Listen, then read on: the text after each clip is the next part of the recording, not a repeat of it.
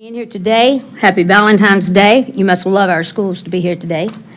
I'd like to call the Lee County Board of Education to order. We will now have a moment of silence.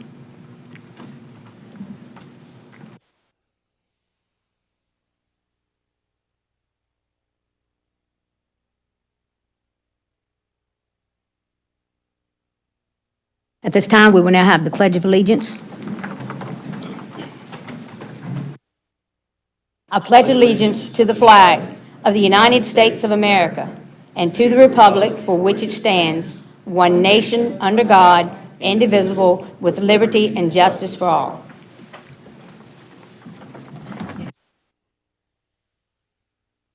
Now is the time we have the privilege of hearing from our public. We welcome your comments, which are very important to us. Note all comments are limited to 3 minutes.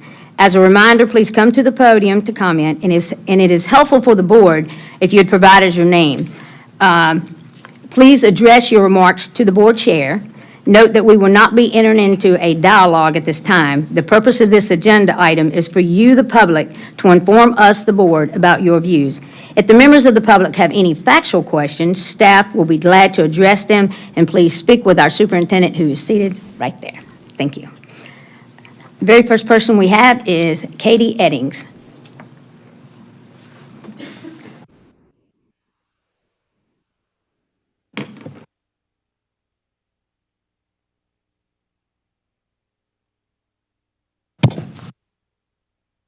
Katie Eddings, my address is 3936 Buckhorn, and I come to you as a parent.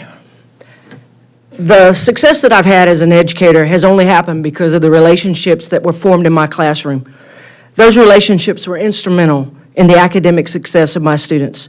Children learn when they feel cared about by their teacher and peers, and no significant learning can occur without significant relationships. As important as those relationships are, I come to you as a mother of 2 students who attend Lee County schools. My son is a 10th grader at Lee County High School, and my daughter is a 4th grader at J. Glenn Edwards. In the interest of time, I want to tell you just about Eliza and her experience. This past Christmas, Eliza and I were shopping for her teachers, Miss Fling, Miss Summers, Miss Seat. And once we'd got each of them a gift, Eliza turns to me and says, "We need to get something for Miss Culbertson, the media specialist." 4 years ago, Miss Culbertson was Eliza's kindergarten teacher. And of course, Miss Smith, she's the guidance counselor, who Eliza feels makes a special effort to come see her regularly.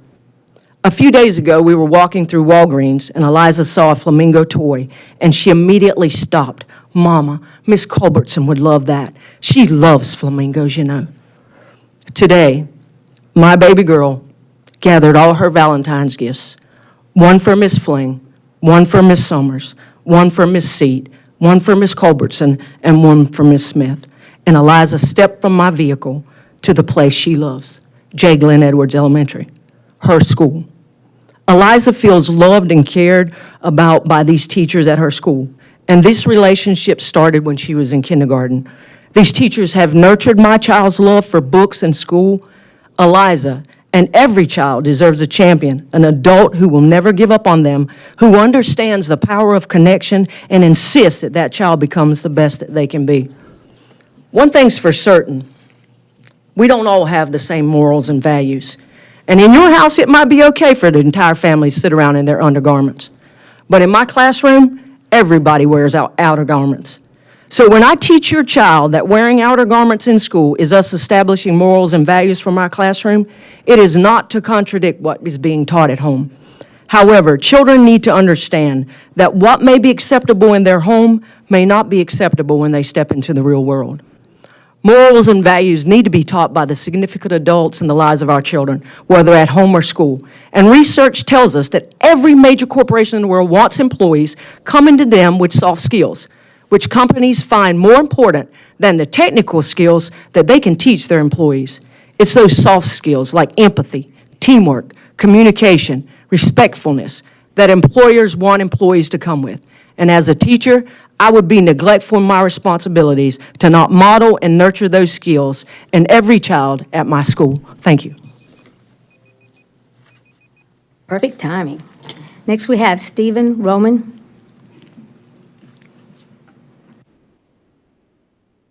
Thank you, Madam Chair. Thank you, Board. Stephen Roman, 387 Hollybrook Road. I'm a Lee County High School science and math teacher. I listened to the January board meeting because the Lee County High School School Improvement Plan was up for discussion. I thought, that's great. We're going to learn how to improve our school and make it even better. I was disappointed that there was no discussion about the growth goals that were on the school improvement plan, but the focus was on a single aspect which received criticism in part for encouraging teacher-student relationships.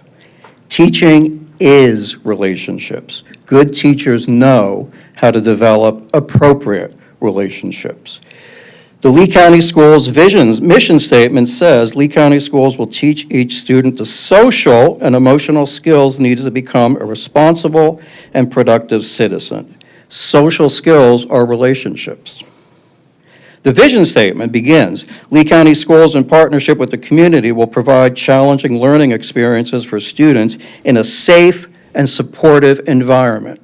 Safe and supportive environments are built from relationships. Every student has a story every day. As teachers, we become integral parts of that story. One day I'm crying with a student who's grieving over the loss of a loved one. One day I'm giving them part of my lunch because they don't have enough food. One day I'm buying them a notebook. We can't separate the human connection from our teaching. People ask, what do you teach? I could say, I teach science, I teach math. I teach students. And when I teach students, I'm building relationships. We don't know much about St. Valentine. He was a 3rd century martyr, and his death day is actually February 14th. So we're celebrating his death. As a martyr, he died for love, and love was built on his relationship with his faith. In a lockdown, what are teachers told to do? Fight, defend your students, defend the classroom. Why? Because of love, because of those relationships. Please don't rely on things you just read on a piece of paper, jargon, terminology. Please get to know the teachers you represent as a board. Please build relationships. Thank you. We now have the Lee County Vision Statement. Mr. Ladati? Yes, ma'am. Lee County Schools Vision Statement. Lee County Schools, in partnership with the community, will provide challenging learning experiences for students in a safe and supportive environment.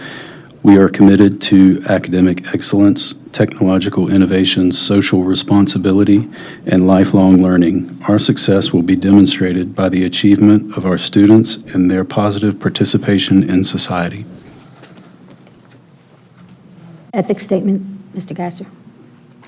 Code of Ethics, the board recognizes that collectively and individually, all members of the board must adhere to an accepted code of ethics in order to improve public education.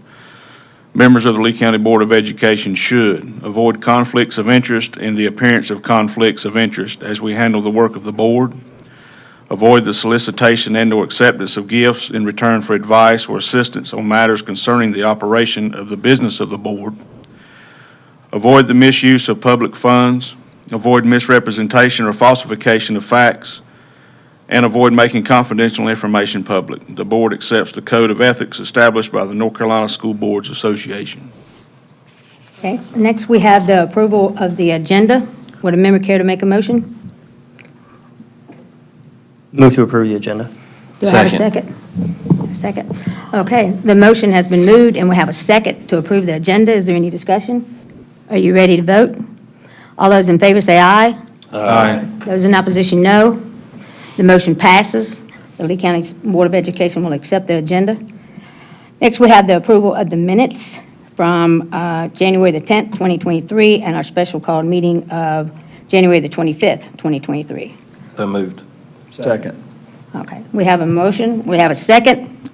Is there any discussion? Are you prepared to vote? All those in favor say aye. Aye. Those opposed? The motion passes. Next, we have the chairman's report. And that will, she's going to put a slide up. Basically, I will be briefing on what was taken to the county commissioners.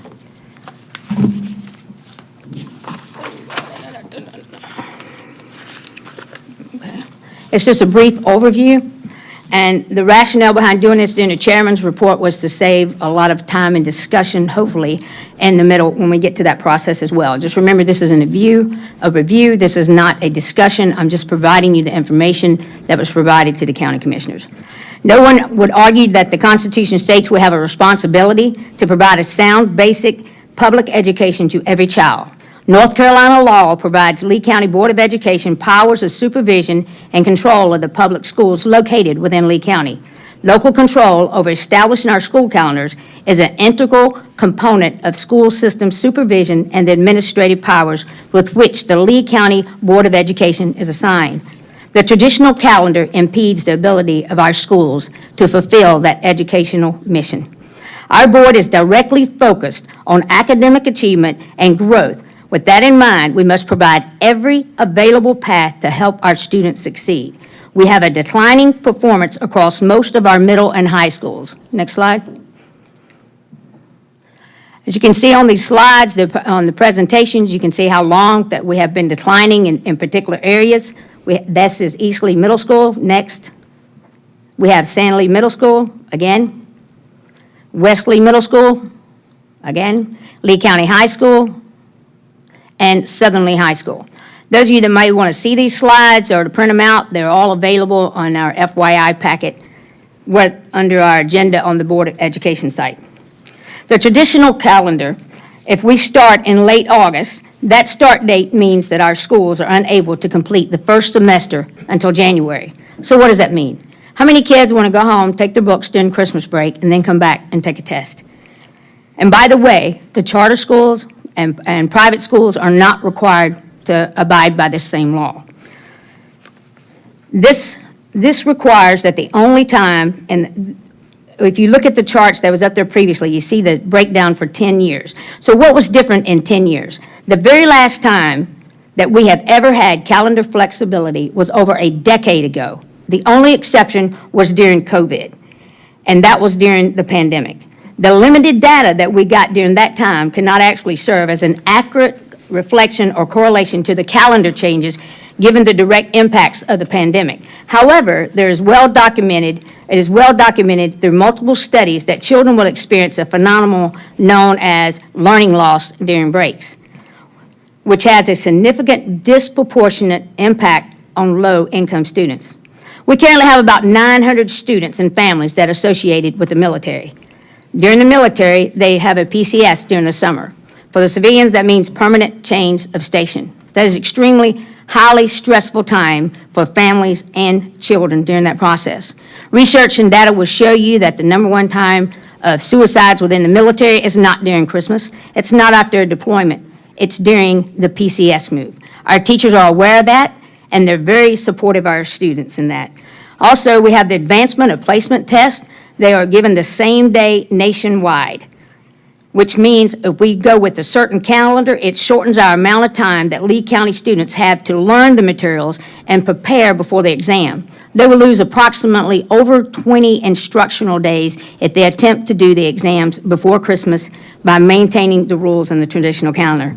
The school calendar law does not align with our community college, does not align with our university. This makes it nearly impossible for high school students who graduate at the end of the first semester to enroll in colleges in January because college courses start before or at the same time as our high school students complete their final exams.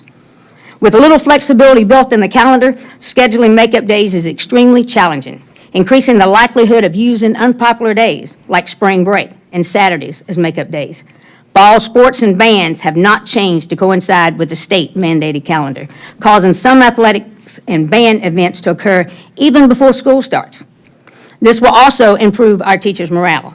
Without flexibility built into the calendar, scheduling work days and professional development during the school year for faculty and staff is almost impossible with the increased areas in which the faculty and staff are required by law to receive training, such as LETRs.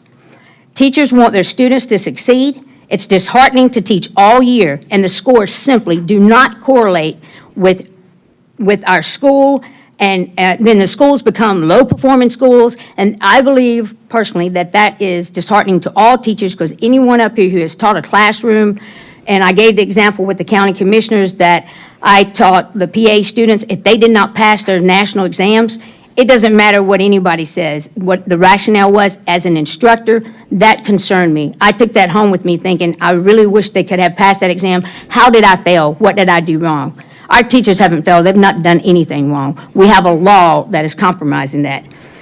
The keynotes is that neither the charter schools or the private schools are required to follow the school calendar. Allowing our schools to start earlier in August will not impact the overall length of the summer break, as the school year will also end earlier. We have a resolution today that's in our consent agenda that will support the local control of the school calendar. We have also requested the county commissioners adopt a similar resolution. It will be going before their board on Monday. And it appears that it was unanimous support after I had spoken to the county commissioners. And legislation, the bottom line is legislation needs to change. There are 8 bills already introduced into the General Assembly to give the school calendars flexibility. 6 of those bills are local bills aimed at Pacific counties. 2 bills are aimed at statewide application of school calendar flexibility. The one bill with the greatest support is House Bill 86, which has 4 sponsors and 62 co-sponsors. I may be wrong. However, that is a very high number, and I would suggest that it's probably one of the most bills with the largest amount of co-sponsors. It allows flexibility between the dates of August the 10th and June the 11th for each school year. It's a very good chance of passing the House, and it will most likely be the bill they will support in Senate as well. Now, where do we stand? We also have the Representative John Sauls.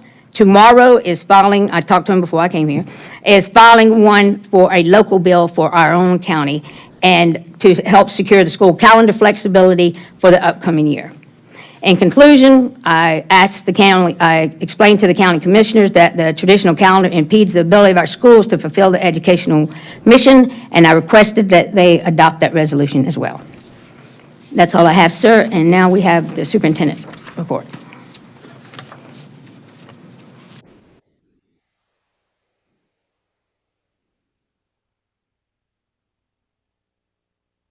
Thank you, Madam Chair. To begin tonight, we'd like to recognize our National Board Certified teachers. I'd like to ask Lisa Neal to come forward as she's making her way up, and to recognize our teachers as well. We have a total of 47 National Certified teachers within our school district and 3 National Certified counselors. Very appreciative of their efforts. And these are some of our teachers who have either gotten the certification initially, or some have also been recertified. So Lisa, I will turn it over to you to recognize their hard work.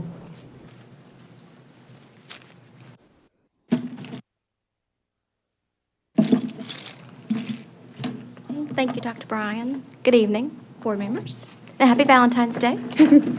Okay.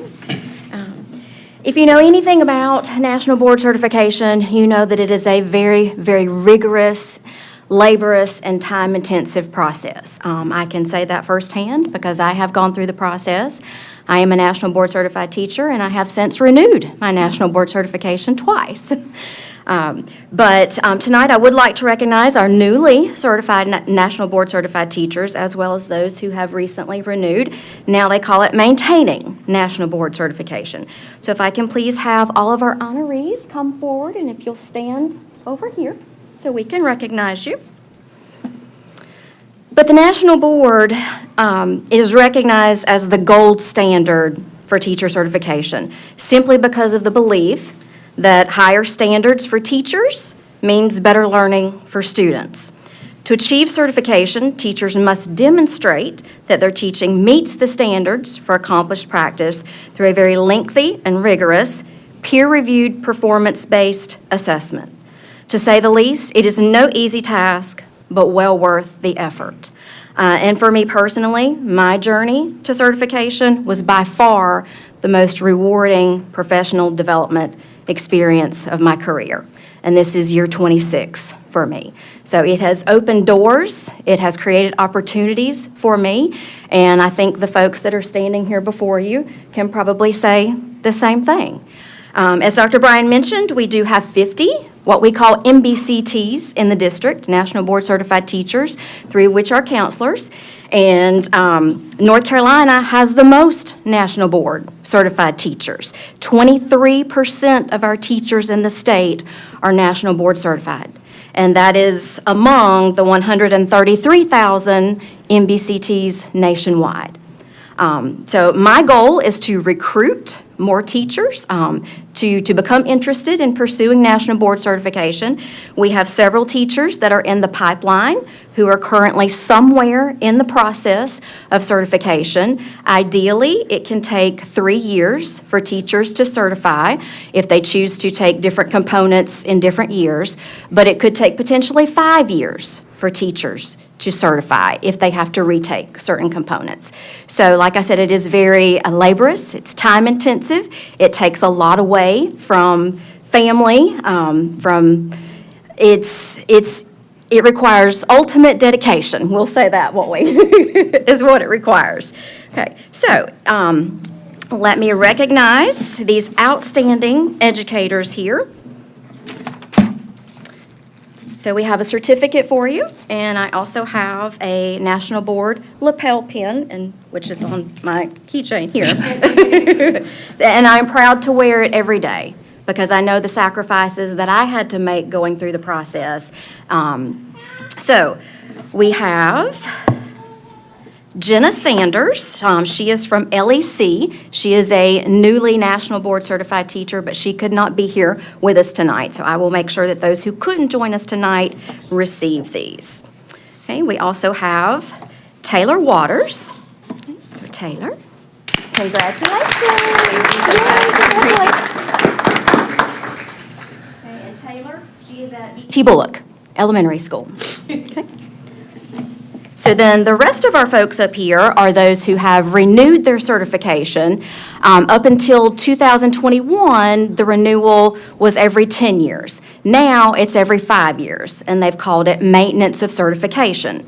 So from 2021, now teachers have to renew their certification every 5 years. So these folks have recently done that.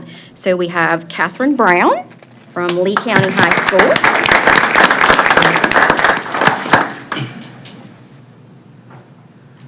We also have Jamie Brown from Lee County High School. We have Keisha Durr from Lee Early College.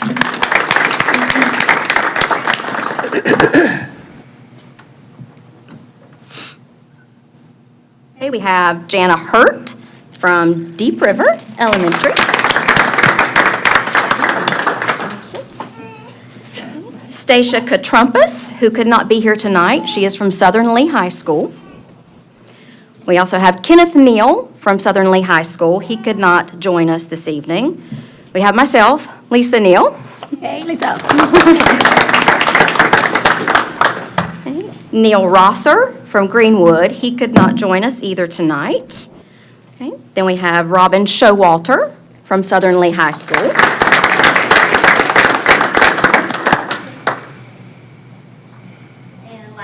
We have Myrna Smith from Lee County High School.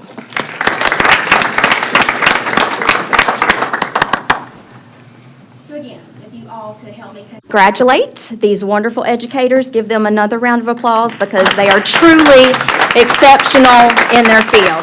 Thank you.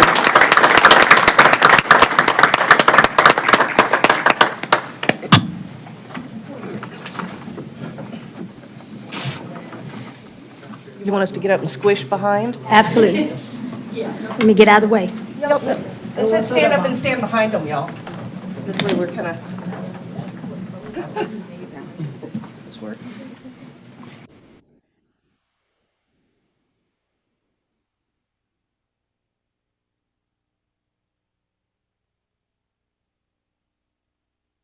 Thank God it's done, right? Congratulations. Thank you all.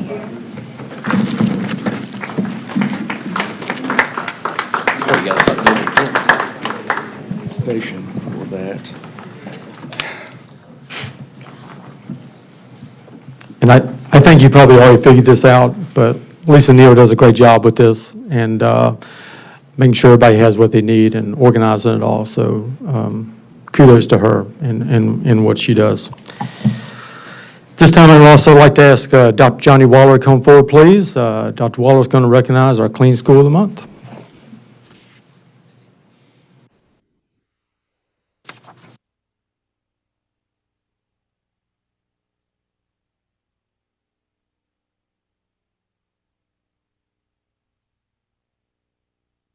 Madam Chair, board members, Dr. Bryan.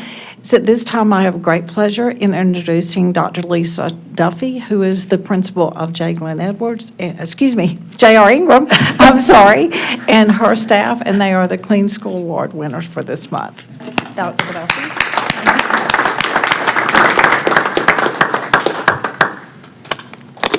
Good evening, Madam Chair and board members. I want to thank you for this recognition. I could not be more proud of our custodial staff. That includes Mr. Bethencourt that's with me this evening, as well as Mr. Northover and Ms. Gomez, who are new to Ingram.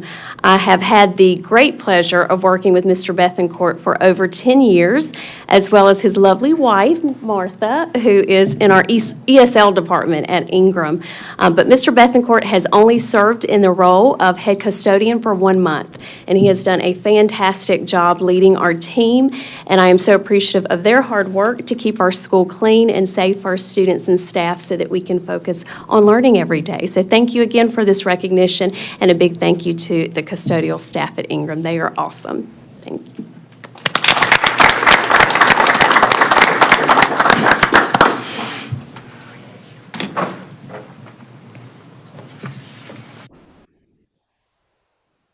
Congratulations to J.R. Ingram. Very excited for them. Madam Chair, I have several updates. So I will try to be brief but quick. Just wanted to update you on the RFP proposals for the board attorney. Tomorrow, we've gotten that in, and the chair and I will be reviewing those documents and looking through that tomorrow so we can talk about next steps for the board. Our performance audit is due at the end of the week, and we'll be, as soon as we get that in, we'll be moving forward and talking about next steps for that as well. We are also looking for maybe what some other school districts have done as far as cost and what that means. So we're still doing a little bit of research on that, and also doing some research on where those funds might come from, and have asked the question of our ESSER experts about what that means. So stay tuned. We'll have some more information for you on that. We've also started our budget process within our school district.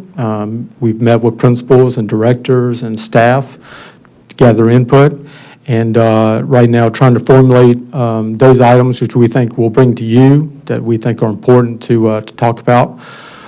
Be talking about that more at our next Finance Committee meeting, and looking at various issues from academic achievement to making sure that we're supporting our students, mental health, involving parents in our process, and trying to make sure that we do all the things necessary to make sure we're the very best school district possible. I did get a couple of questions in reference to the example of mental health and what we've tried to do across the time of the pandemic and adding folks. And the way we have looked at this is we have seen this as both a health issue and a mental health issue. And we've tried to put support in that way, from adding, over the last 2.5 years, adding 8 additional nurses, 8 social workers, 5 additional nurses, and 2 additional guidance counselors. And we have also, and the board is certainly, I think the older board members who've been on the board before know this, and I think hopefully newer board members know as well. We also signed a contract with an outside agency that the board approved at the time to provide a pretty significant level of mental health support at the secondary level for middle school students and high school students. So we tried to put a more extensive safety net in place for our students in that regard, but we're always looking at trying to improve that And we'll be bringing that to the budget process, both to the Finance Committee and our discussions that we have, and eventually bring to the whole board. Some other outstanding sort of student events have happened over the last few weeks. We had a very intense Scripps spelling bee last week. We had 22 competitors, and it was obviously very competitive. But when you get to the last few rounds, and there are only about 3 students left, and it goes really fast, and we ended up going through 17 rounds of spelling, and I think our students did a great job. The winner from BT Bullock Elementary School, Lillian Bowafu, and she did an outstanding job. Maggie Windmeyer came in second from San Lee Middle School, and Xander Seidel from Broadway Elementary School. So we're very proud of them and all the competitors that were there, and they did an outstanding job representing their schools and our school district. And Lillian will go on to now compete at the regional level to hopefully get a chance to go to Washington, D.C., which would be an outstanding opportunity for her, and it's already great. High school selection guide is out. If anyone wants to access that, one of the easiest ways is to just go on our district website, and I put a link to it in the weekly letter that I put out last week, and anyone can access it. And it's a lot of great opportunities for students to help them be successful, and we hope everybody takes it very seriously. Our staffs in each of our high schools takes it very seriously, making sure we get our students in the right place and get them on the right direction that they have a passion about to be successful in life. On that note, Southern Lee High School and Lee County High School are holding elective fairs coming up this week on the 16th at Southern Lee High School, and also at Lee County High School on the 21st of February. And that's an opportunity for rising freshmen to get sort of a look at what we're trying to do and all the opportunities that are available to them. And please, you can check out that same letter I put out every week for the information on that. I mentioned this at the last meeting, but I think it bears repeating again. Our Caterpillar apprenticeship opportunities are available out there as well, and they are due on February 24th. There's a link within the letter I put out on Friday for any students, rising juniors, who want to apply for that. Outstanding opportunity, nationally recognized Caterpillar apprenticeship program. W.B. Wicker Elementary School and Tramway have their choice opportunities coming up as well. That is due on the 28th of February, and you can access anything to apply for those opportunities on the school websites or on our district website. And finally, tonight, Madam Chair, it is Love the Bus Week. And we want to just say how much we appreciate our bus drivers and what they do. And as we have said so many times before, they are usually the first to see our students in the morning and the last to see them in the afternoon. And they present them with a smiling face and supportive encouragement, and do everything they can to make sure our students get to school safely every day and back home. So we're just very appreciative for their efforts, and we will be letting them know about that this week. And last week was now National Guidance Counselor Week, so appreciate them as well for all the hard work they put in. So that concludes my report, Madam Chair. Thank you. Next, we have a financial update from Ms. Kelly Jones.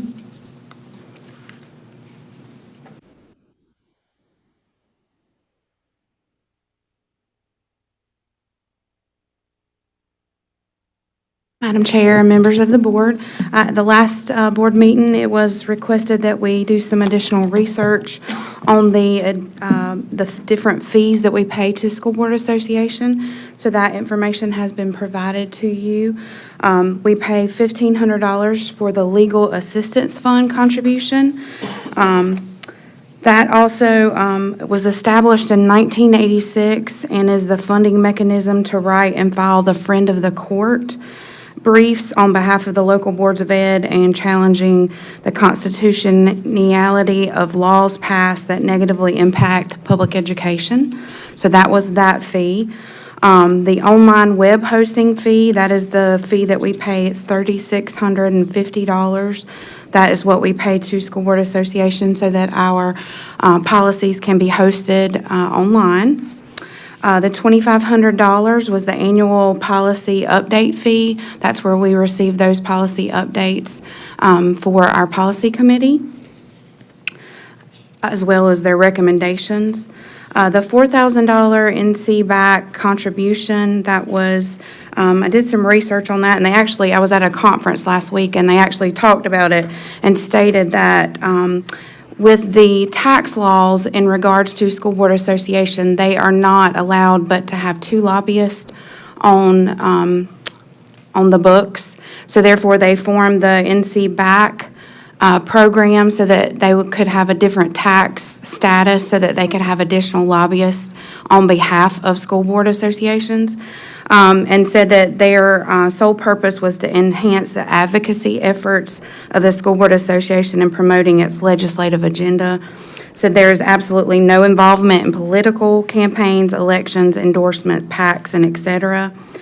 And it also entitles our board to request or engage in direct lobbying efforts on behalf of any local bills that would impact our school district. And then the last one was the video subscription. That is the School Board Association. It's for $1,500, and that gives Board of Ed members as well as staff access to those videos that they have online, and those are available 24/7. Now I'm opening the floor. Anyone have questions? Well, I always do. Okay. So let me clarify this. The $4,000 contribution is actually going to a lobbyist. That's not a membership fee. How does it affect us if we not provide money to a lobbyist? Because one of the board members had asked that before in reference, is this some kind of membership we didn't know about? But once you gave us the packet, which, by the way, great job, it shows all that's in there. But the $4,000, it's my understanding that is just going to fund an additional lobbyist. And that $4,000 also is, it says the due date that's in here. Have you already paid that $4,000 for this year? Yes, we pay that. They actually send that bill in July of each year, and we typically, in the past, have paid that in July when we get the original bill. I think actually you can see on that date, we received it May 31st of 2022. So if someone were to choose, or the board were to choose not to support an additional lobbyist, would we have to wait until July to do that, or the returns? Okay. We've already paid for this year. I got you. All right, the next question I had was in reference to the videos. Okay. I noticed on the video subscription that dates began from August to June. You have a due date on here of October. We were notified of the video subscription, I believe, I think it was like January when the new board members came on board. So my question there is, the video subscriptions, the dates that's there, that's not the dates we actually had access to those videos. Is there any possibility of getting the subscription dates changed and then allow us the additional dates due to the one we've already paid for? I believe that's dates that are set forth by the School Board Association. So you are the one that, they just send you the bill, and then you make that decision to pay for that? No, it comes from admin from upstairs. We just get the bills and. Okay. Sir, with all due respect, as soon as you get it, please let us know. Thank you, sir. All right, that's all I have. Anybody else have any more questions for Ms. Kelly? Ms. Jones? And I believe, just to clarify, this is the first year that we've had that video subscription. They changed the way they did that. If you remember, it used to be that we had to pay like $250 for each person that accessed the video. So if I wanted to watch it, and Alan wanted to watch it, and Patrick wanted to watch it, it was $750, even though it was the same video link. And so they kind of changed that and said, no, we're going to have it be one-time fee, and everybody can watch it, whether it's teachers, administrators, or whatever. And so it's not a per view as it used to be, because I got kind of, if I watched it on a Tuesday, it went away, and then if Eric wanted to watch it on Thursday, he didn't have the same access I did. So it was something that they changed in-house, and it's much more cost-effective for them to set them up full-time access. They used to only be open for certain periods of time and then go away. So they do these updates pretty regularly and post new videos. The board in the future, we will have an ad hoc training committee as well, and we will be discussing that. A lot of the videos, if any of you've had a chance to go out and look at them, they're actually some of the exact slides from previous classes that we have been to as well. So what I'm trying to do is just make sure that for the $1,500, because they get 3 credit hours each time they do it, the board is required 12 credit hours every 2 years. So I just would like to make sure that that is maximized and that our board, I think our board doing a great job where they send those numbers not only to the School Board Association, but also to Ms. Britt, and she controls us all, so we know how that works. But thank you very much for answering my questions.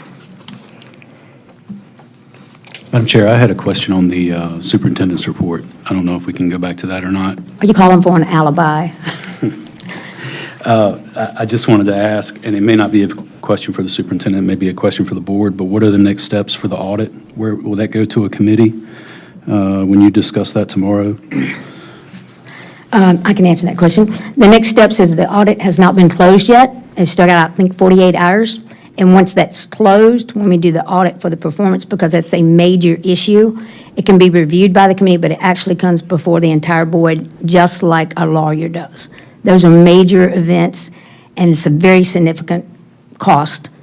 And so that's something we actually bring and they present to us similar to when they did the lawyers from before. So the board will receive that information all Yes, at the sir. same time? All at one time, yes, sir. At the meeting? Okay, thank you. Okay, next we have our committee reports, and we have Eric Davison for curriculum and instruction. Thank you, Madam Chair. The Curriculum and Instruction Committee met on Wednesday, February 1st at Tramway Elementary School. We had 37 individuals in attendance, and it was a great pleasure and honor to be a part of this committee for the very first time. As the chair, I said it's kind of intimidating, all those smart people that were in the room with me, and but I do appreciate all of them that were able to be there.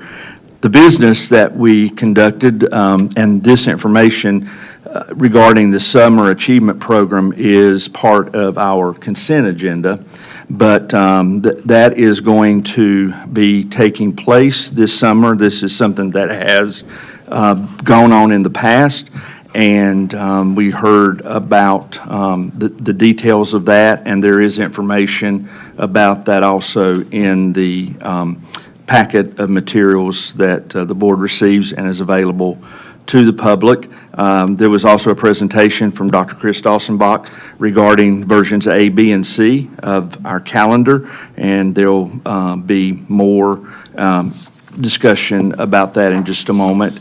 I did want to, Dr. Bryan gave us an update on several things he's already touched on, I think all of them actually, but I do just want to promote the high school registration guide. It is I think an underutilized gem, and I really hope that our parents that are registering their children for classes in our high schools to take advantage of that. And I would say to our community, please go look at that yourselves and see all the opportunities that are available to our students. I don't know that there is enough recognition about what our schools are offering. And if there's interest, I think there's room for additional ones if we are able to do it. But there's a lot there. It totals, I don't know, 70 pages or so. So I just want to make mention of that especially.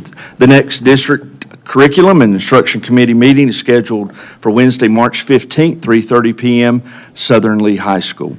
Thank you, Madam Chair. Thank you. Next, we have facilities and technology. Mr. Rummel.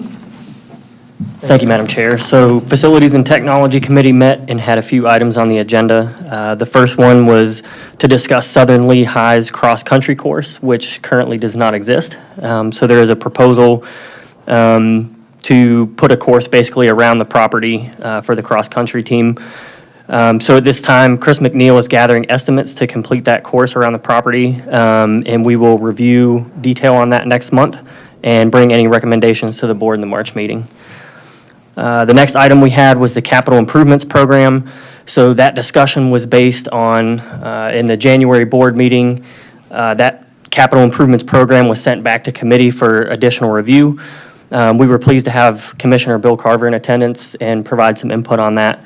And we will discuss that further. It is listed under unfinished business for board consideration tonight. The last thing we talked about was social media accessibility on school Wi-Fi. So that topic was put on the agenda to basically just discuss that, right? So access to social media via the school-provided Wi-Fi for students. And we talked about websites that may be a distraction in the classroom or otherwise contribute to bullying or other known negative impacts of social media to our students. So Rebecca and Rebel gave us a good overview of the current state of controls that are in place and capabilities, and they're going to provide us with some additional information at the next meeting next month for additional conversation there. And again, we will bring any recommendations that come out of that to the board. The next facility and technology meeting will be held on February 28th at 4:30 p.m. in the Hines Education Building. Would you like to make the community aware of which social media access are currently blocked? Absolutely, yes, ma'am. So there is a sheet available in the information packet on the agenda for tonight. And basically what is currently accessible for students via, it's the Lee County Schools BYOD network. Facebook and Twitter are the only two social media sites currently available to students. So again, that sheet is available for everybody's review if anybody's interested. And those will be the websites discussed at the next meeting. Mr. Romer, you also have finance. Yes, ma'am. So this one's a bit longer. I'll try to be brief. So the first thing I did want to mention that finance, we had our main meeting with a pretty big agenda, and then we also had 2 special called meetings. So just wanted to thank everybody that's on that finance committee for a lot of extra work this month and extra hours to review things, both in the meetings and at home, to make some decisions that we had. So the Finance Committee's main meeting was January 26th, and again, we had a pretty full agenda. So we talked about the express employment agreement, which is a contract being requested to fill custodial positions. So there are currently open permanent positions on the Lee County Schools website that have gone unfilled, and this is a contract agency that's used to temporarily fill those positions. So there are currently 8 vacancies, and we have 5 contract workers on staff today. This contract is listed as not to exceed $120,000 and is listed on the consent agenda for tonight. The employee health benefits vendor was the big topic for discussion and is what drove those 2 special called meetings. So we will discuss that in greater detail as it is listed under new business for tonight. The performance audit update, Dr. Bryan gave us some info on that, but I guess just to reiterate, that RFP comes down on February the 16th, and there will be review, I guess, at the committee level, and then obviously before the full board. So we will review that next month. For contracts over $50,000, there was one on our agenda, and it was actually just shy of $50,000, but this is for an interpreter for sign language. Through a contract service, since that position, again, has went unfilled on the Lee County website. That contract is listed as not to exceed $49,311.25 and is on the consent agenda. We also discussed the cafeteria manager and assistant manager pay scale increase. That item is listed under new business tonight, so we'll provide additional detail when we get to that. And the last thing that we discussed, and this was not an action item, but was the monthly financial report provided to the board. So we did talk with Ms. Jones just about some updates to provide to that to make it a bit more legible for anybody who would like to review that report, and also added an additional, I guess, piece of that report, I'm going to call it a slide, to just show a monthly COVID fund update, ESSER funds, whatever you want to call that. And the idea there is going to be to show us, out of the entire pot of money that we started with, how much has been spent, and then just a couple bullets for providing where that money was spent in the prior month. So just giving a bit of information for an update there. And I would just say that the committee will continue to evaluate that monthly report and provide any updates that can help with clarity. So the next Finance Committee meeting will be held February 23rd at 5 PM in the Hines Education Building. Thank you. Next, we have the Policy Committee. Mr. Castor. Madam Chair, we had a policy committee meeting on January the 17th at the Hines Education Building at 5 PM. There were a total of 16 policies that were discussed, 2 of which are new policies that will be discussed tonight. In the agenda, it has Part 1, 2, 3, and 4. I'm just going to read them out to you. 3420, which is student promotion and accountability. 3460, graduation requirements. 3620, extracurricular activities and student organizations. 4050, children of military families. 4100, age requirements for initial entry. 4110, immunizations and health requirements for school admission. 4155, assignment to classes. 4400, attendance. 4525 and 6125, which coincide with administering medicines to students. 4700, which includes student records, and 7130 is licensure on the policy reading here. And this was coming up for the second reading before the board tonight as well, these policies. They were the ones that we voted on last month, just when we sent all the policies back to committee because we had some new members. And so these are just regurgitated back up to the board meeting tonight for approval of a second reading on that. So our next board meeting, not board meeting, our next committee meeting will be February 21st at 5 PM at the Hines Education Building.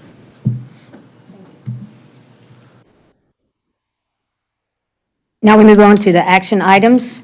The next on our agenda is the approval of the consent agenda. Does any member care to make a motion? I move to sorry, my voice is about gone. I move to approve the consent agenda as presented. Do I have a second? Excuse me. Do I have a second? Second. Okay. It has been moved and seconded that we accept the consent agenda items. Is there any discussion? Okay. I did want to take a moment to say, who is reviewing the fundraisers and contributions, I think it was Ms. Marsh. You did an excellent job picking up on some that actually belonged under contribution versus fundraisers. We're actually going to use some of that data that you give us to implement on a calendar so we can help let the board members be aware of what's going on and at what schools and at what time, so hopefully a lot of us can attempt to attend those things as well. And that's all the discussion I have. So is y'all ready to vote for the consent agenda? All in favor say aye. Aye. Those in opposition say no. The motion passes. The consent agenda is accepted. Now we get to unfinished business, and that would be you, Alan, discussing the capital improvement program. Thank you, Madam Chair. So again, this capital improvements program was sent back to committee last month for some updates to be made. So I'm going to go through this in 2 parts. I'll try to be brief but thorough at the same time. So I look at this as a 2-part plan. So we've got renovations and improvements to current facilities to fill existing gaps, and then we've got longer-term capacity planning. So on that first bit, renovations and improvements, we had the Southern Lee Auditorium. We had additional detail added to justification to the classroom space that is to be added, along with that auditorium build that's being presented. So there was not any major questions. It was just a bit of tidying up that justification. So that was completed. And again, so all this information is available in the packet for review as well. For the Lee Senior Auditorium renovation, the big question there from the board was to do with, since part of that renovation is HVAC, there was a question about using COVID funding to do that. So I guess generally speaking, COVID funding is available for that, but we may have an issue with timing. So due to the fact that that project needs to be, go through the architecture process and bid and completed and billed and paid, we're not sure that that can make it in time for the deadline for COVID funding. So once we have that project timeline put together, we can answer the question if that bit of it can be paid with COVID funding or not. So we will have more to come there. And then I will put the Eastleigh and Wesley gyms together, since that's basically identical projects at two of the middle schools. So we had asked for some additional detail there regarding size constraints of the current gym that kind of justify the need for the new one. So that has been added. And then we also asked a question about investigating adding classroom space if need be. So I guess just a general answer there is it can be looked at. Should we think that we need the additional capacity added, that's something that can be looked at with that project. So that's all we had for the renovations and improvements. So thank you, Rebecca. We've got the slides up. So to go on to the capacity planning part of this project, so just wanted to kind of touch on what I'm going to call current state of the school system. So what you guys see on the screen, without the names of the schools, this is basically a look at current capacity and enrollment to show where we have open seats at each grade level, so elementary, middle, high. So at the bottom under Delta, you can see what we have. So as of November 2022, this would be our current available open seating. So a little over 1,300 in elementary, about 550 in middle, and about 129 at the high schools.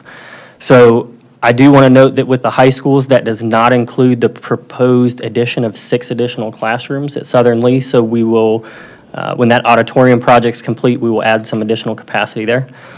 So if we could go to the next slide.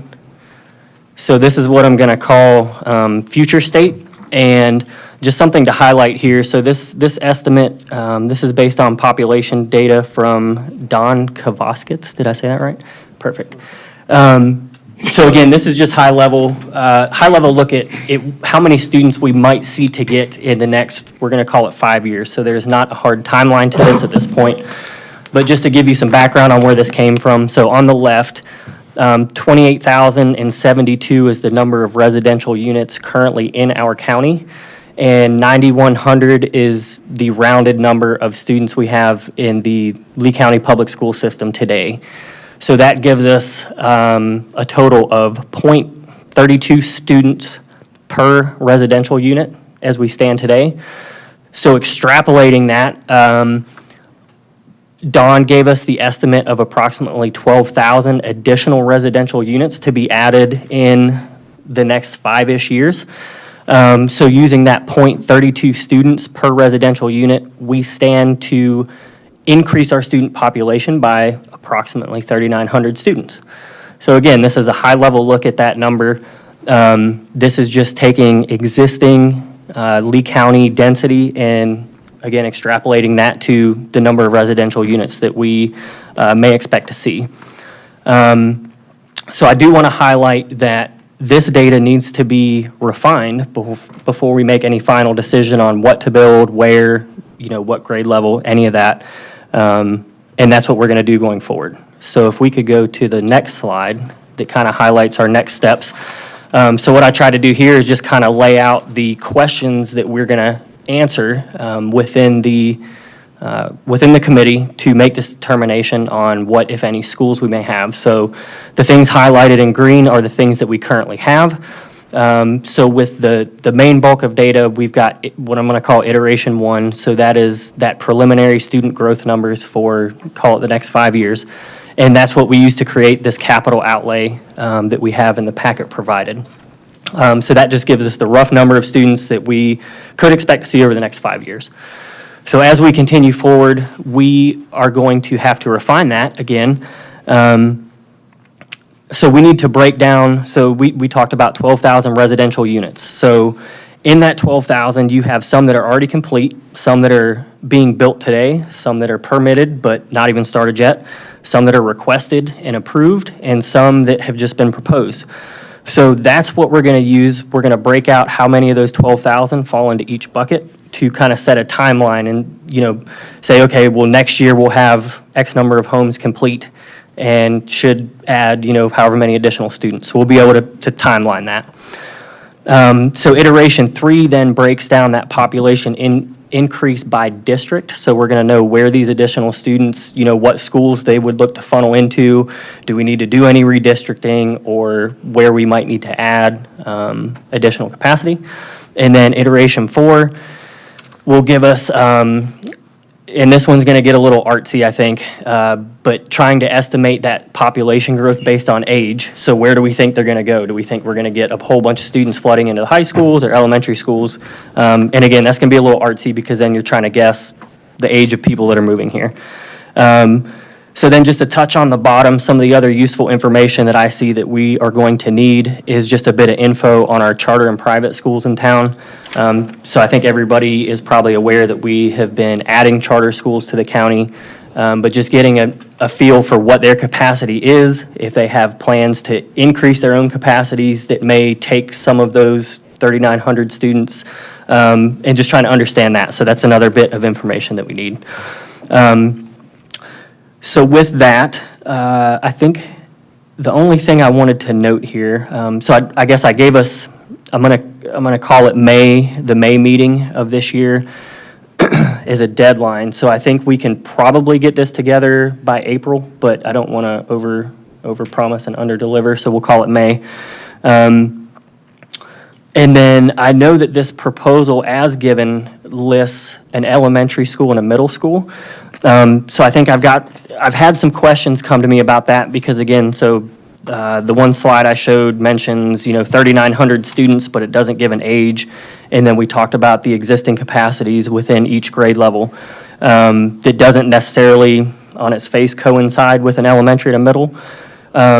So I would offer, if we need to change that from elementary and middle to school 1, school 2, that way the commissioners are clear that we don't know that we need an elementary or a middle or both.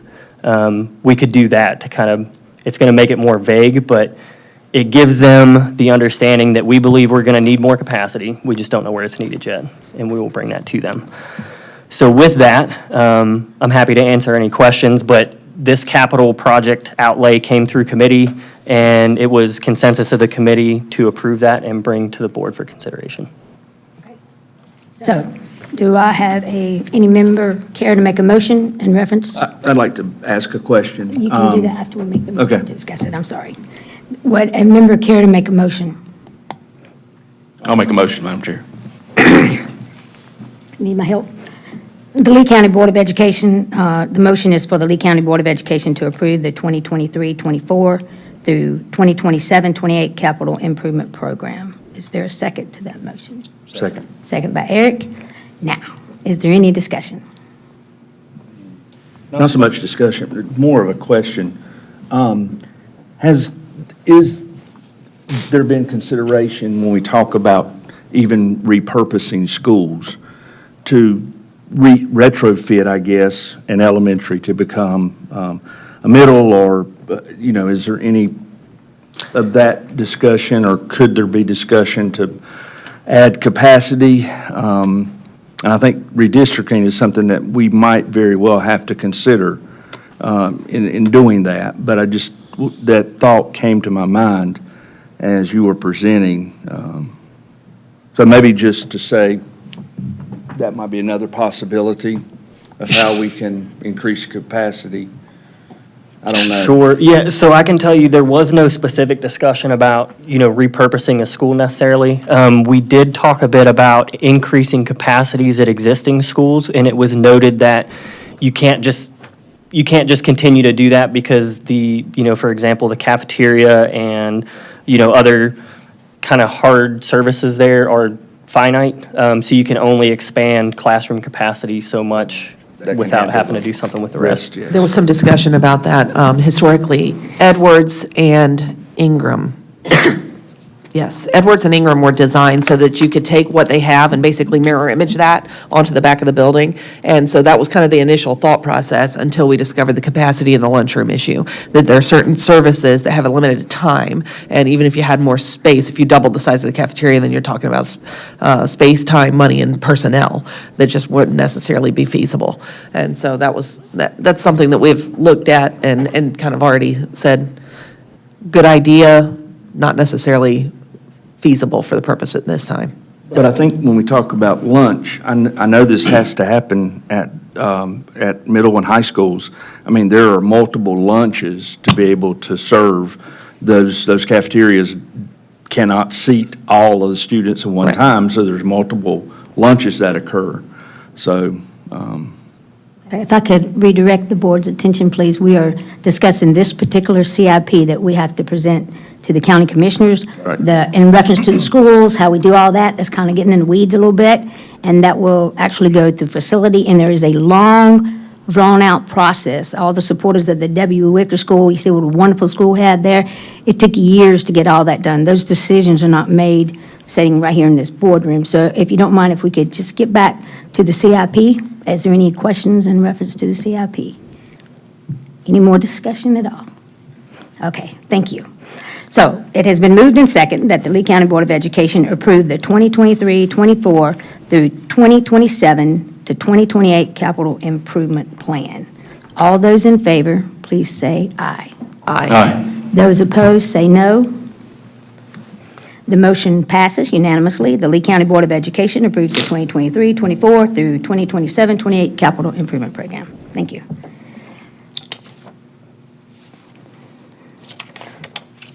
Now, back to unfinished business. It's now Sandra Bowen. Last month, I requested funding to attend the inaugural annual conference of the Consortium of State School Boards Association. There were some questions raised about the funding and how much it would cost. At that time, it was approved to go ahead and pay the registration fee of $549 out of board development expenses, and it's my understanding that that has been done. Since that time, Ms. Britt and I have looked at flights and hotels, and I have booked a flight in the amount of $417.80. That's round trip into Tampa. In the hotel, because of the delay, unfortunately, the conference hotel was not available. Neither were the next 6 closest, so I'm going to have quite a hike.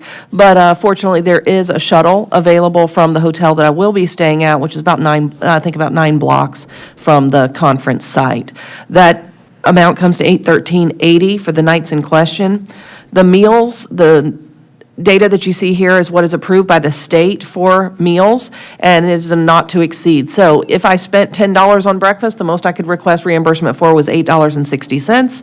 Not a big breakfast eater anyway. So I would venture to say that this $168.40 is a not to exceed price, and likelihood of me actually eating that much is slim to none. And then the travel to and from the airport is the mileage for wear and tear on the vehicle. That comes to a total of $2,007.75. I would ask that the board be willing to reimburse me reasonable expenses incurred in attending this conference. So at this time, I would move the Lee County Board of Education approve the reimbursement of expenses to attend the National Conference of Consortium of State School Boards Association from March 30th to April 2nd, 2023, in the amount of $2,007.75. Do we have a second? Second. Any discussion? Madam Chair, I'd like to discuss this again. I just want to get clarification on the per diem for meals. That's required by law, right? That is correct. Okay. It's written into the state statute for out-of-state travel. That's what I was correct. thinking. So here's my thing. So if the board approves to give you the $2,000 for this travel, then the training money that we have budgeted would be gone until we could get another year.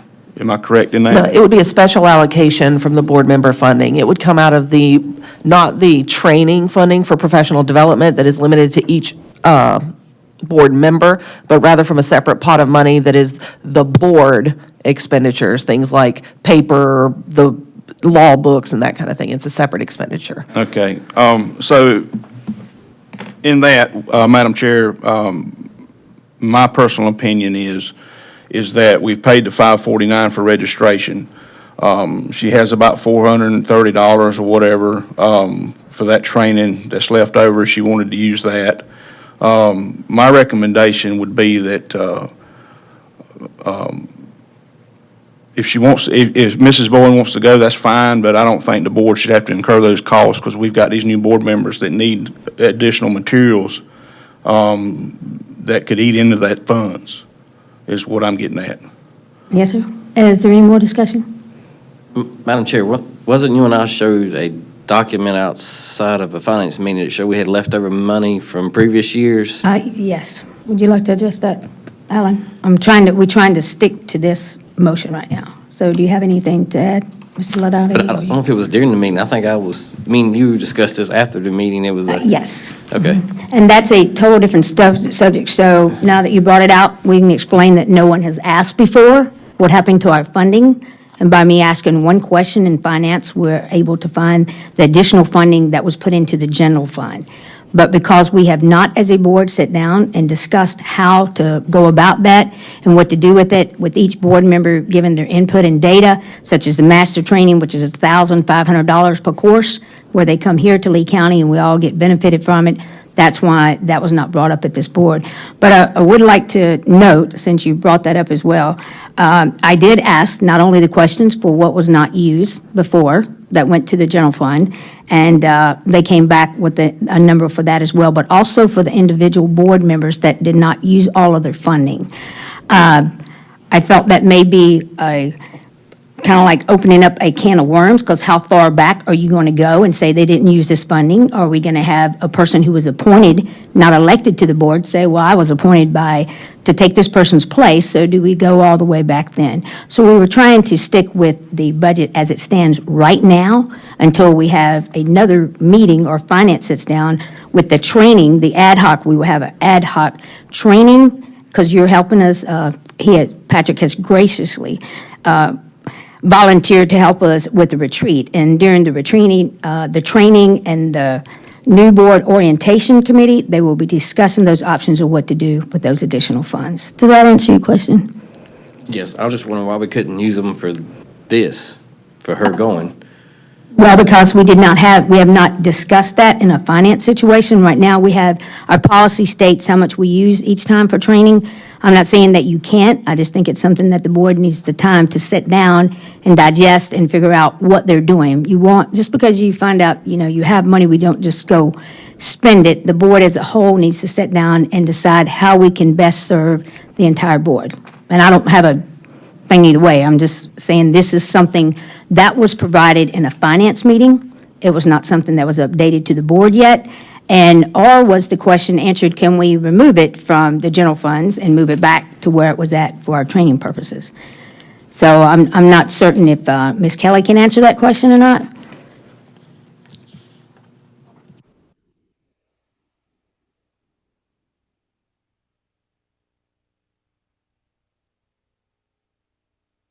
I'm sorry, Ms. Jones, I keep doing that, I'm so sorry. Okay. My question was because do we have to do a budget amendment? How do we do that? Because we weren't expecting to bring that up today, because that was information that was just provided last week. So could you explain a little bit? So any of the unrestricted fund balance can be appropriated by the Board of Ed. I did calculate the last 5 years, it was $25,506 was the amount that was unused from the board expenses from the last 5 years. So it would be at the discretion of the board if they would so approve for us to appropriate that funding. Okay, so here's where we get into the weeds. So we went back 5 years. What if we go back 10 years? I can go back 10 years. Okay, that will be interesting as well. I don't know if Ms. Bourne will be willing to withdraw her motion, but I would definitely more apt to consider the situation once we have a clear picture on what we have that's available and how we can use that in the future to benefit the entire board, such as the master training, the books, the supplies, and things like that. But I understand she's probably on a time restraint right now, if I'm not mistaken. I just think it would probably help the board. It would benefit her more if we had clearer guidance on that. Does that make sense? So you'd like me to pull 10 years' worth of data? Yes, ma'am. Okay. I'd respectfully ask that we consider the motion this evening simply because I've already incurred the expenses to go ahead and secure space at the location. And if the board has approved the registration fees, it would make sense for me to attend the conference. And it's not a lack of funding that the board has to provide the professional development. And the way the policy reads on professional development for board members, it gives absolute right for you to come and request funding for travel or expenses that exceed the allotment. At this time, we've already discussed the content of the conference and the purpose for my attendance. This isn't a vacation to the beach for me. I'm not taking anyone but myself, therefore no other responsibilities but to learn how best to serve our students. I think sometimes we get so pigeonholed into our small little county that we forget that there are other people dealing with similar events and circumstances, and they have insights that we could benefit from. And so seeking the professional development from experts across the country is both beneficial and, I think, incumbent upon us to see what others are doing and what is succeeding. Thank you. Madam Chair, a problem I have with this is, say I come up in a month and say, I'm going to this or that or the other, and then I'm going to expect the board to reimburse me for it. I wish we had done this process differently, because now we've been put in a situation of asking to reimburse, and we never were given the opportunity to approve the trip. If it's outside the amount of money a board member has, then what is the proper procedure? I would think it would be, okay, let's see if we can get this approved by the board before any money is spent. But now we're in a situation, we've already committed the registration fee. Ms. Bowen has... That was last month, right. The Yeah, board I voted understand. unanimously last month to approve the registration. I understand that, and I'm just saying that we've been put in an awkward situation by how this was handled. And I just don't like the way that this all happened. I'm not saying I'm opposed to you going. I'm saying anybody else can come back and say, well, we've got this amount of money, this is what I want to do. And I think there's a better process that needs to take place going forward. The other thing is, we're spending a lot of time on this when I think we could spend our time better in terms of having to have these discussions, talking about how we can help our schools. And I'm not saying that's not going to help our schools. I'm just saying we've spent an extraordinary amount of time on this whole process. There's only a portion of the board that's spending time on this. You asked the question, I'll answer it. I would very much like Ms. Bowen to attend the conference. I think it will provide value to the board. She always represents our organization well, and I would be in favor of her staying at a hotel, traveling, and I would be in favor of her eating while she's down there. I was not meaning to suggest that I'm opposed to it. I'm just bringing up the point. Does no one else? Okay, well, we'll not have back-to-back discussion like this. Please ask to be recognized, but I would like to make it very clear. Board member compensation is very clear in policy 2130 on that process as well. And for anyone in the community as well, if you want to see what we're doing and how we're doing it, that policy manual is amazing. Just hit that little click search button and you get it all. I think the biggest question that we have, and I will always have to every board member every time, how does this help our children as far as academics excellence goes? I would have preferred myself to have seen not just the hotel and all that. What particular classes do you intend to take, and how will those classes come back? How will we utilize that information to improve our schools? So the last question I have for Ms. Jones, I'm so sorry. Giving this new information that only came up because I asked a question during finance, what was the end total of the training budget dollars that was in the last budget that you provided to us? Do you recall that by chance? Because my understanding was from the conversations going here that it would kind of cut into those training dollars, even though you're saying there's a separate bucket for that. That's the first I've ever heard of that. I've been on the board a long time. It normally says training, and that's it. And that's what we use for training, not a separate one for conferences. Because when I actually have went to a conference, it actually came out of my training dollars. So would you mind clarifying that just for the board? To my knowledge, I believe it was prior to me becoming CFO, but I believe that there's a non-sanctioned section within the board expense report, and I believe we sent 3 board members to, I want to say Colorado. That is correct. And the board chose to allot additional funds for that trip for those 3 board members. So am I to understand that the different funding is because it's out of state? Because if I go to a conference in Greensboro, or if and the last budget clearly reflects that, then it actually came out of that training dollar. So is that what that's for, that bucket for, if it's only out of state? I think it was because it was going to exceed the $1,000 allowance.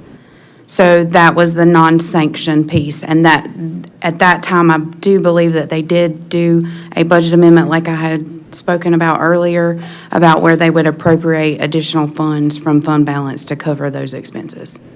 Okay. Madam Chair, I got one other comment. I sit here dwelling on this. We got 3 brand-new board members, ain't never been nowhere except to our initial training. Nothing against Mrs. Bowen, but she's been on the board 6 years or whatever. She's been to a lot of places. We haven't had a chance to do anything. And man, there's not a direct knowing of what the board budget is, how much money is to be spent. I'm all well for you going, because we decided that last month on paying a registration fee. But to spend the other $1,290.35, I don't agree with, because that's money that can be used for 3 brand-new board members. And that's all I'm going to say about that. I'm a little confused because last month, the question was nail down the dollar amount because it said estimated. There's no way to nail down the price of a flight but to book it. Flight prices change by the minute, hour, day. And of course, it's going to continue to go up. And last-minute flights are ridiculously expensive. There's no way for me to nail down a dollar figure to have the discussion that we're having tonight without having booked it. If we had said a dollar amount last month, then I could have worked with that to make decisions. Personally, I do think the conference is going to be a fantastic way to gain information and use to better our processes as a board in order to focus attention where it needs to be. I'm trying my best to follow policy as it was stated and the questions that were asked. I'm not sure how I'm supposed to nail down numbers without booking it. And so that's what I'm asking today, is that I, on behalf of the Lee County Board of Education, am traveling to Tampa on those dates because I have encumbered funds on my personal accounts to do so. I'm asking the board to contribute to that in a way that allows for the public to realize that we're willing to take on training ourselves and that we're willing to continue to improve our own business. And I'm just really confused as to what I could have done differently. And these new board members, I think I specifically said, this is a conference. If anybody would like to go, please let us know now. And nobody said they even wanted to go. And so I volunteered to go on behalf of this board. And I've been willing to put the funds up to do that. So if the board doesn't want to fund it, that's fine. But I think that speaks volumes, that the board has concerns about finances and audits and attorneys and all this other stuff that has nothing to do with improving schools or student performance. But to go and train yourself to do that is somehow wrong. To me, that speaks volumes. Madam Chair, I would like to know when Ms. Bowen will be able to report back to the board. Is that going to take place at the retreat that we're planning? Is that how the board's going to benefit from this? Well, according to our own policy, usually when they go to those events, they share the information when they get back. It's that simple. Any more discussion? Madam Chair, if I may, I'll just be blunt and quick. So for me, I had asked about the specific training agenda, and I see that the information about the trip and all that, so I don't see any information about what's going to be learned at this conference. So with that, I agree that there's 4 new board members here, and I feel like there is some training that we could do as a group that would be a better use of those funds. That's all I've got. Is there any more discussion? Are you ready to vote? Hearing no further discussion, we would take the vote. The motion is that the Lee County Board of Education approve reimbursing Sandra Bowen the expenses to attend the national conference of the Consortium of State School Boards Association from March the 30th to April the 2nd, 2023, in the amount of $2,007.75.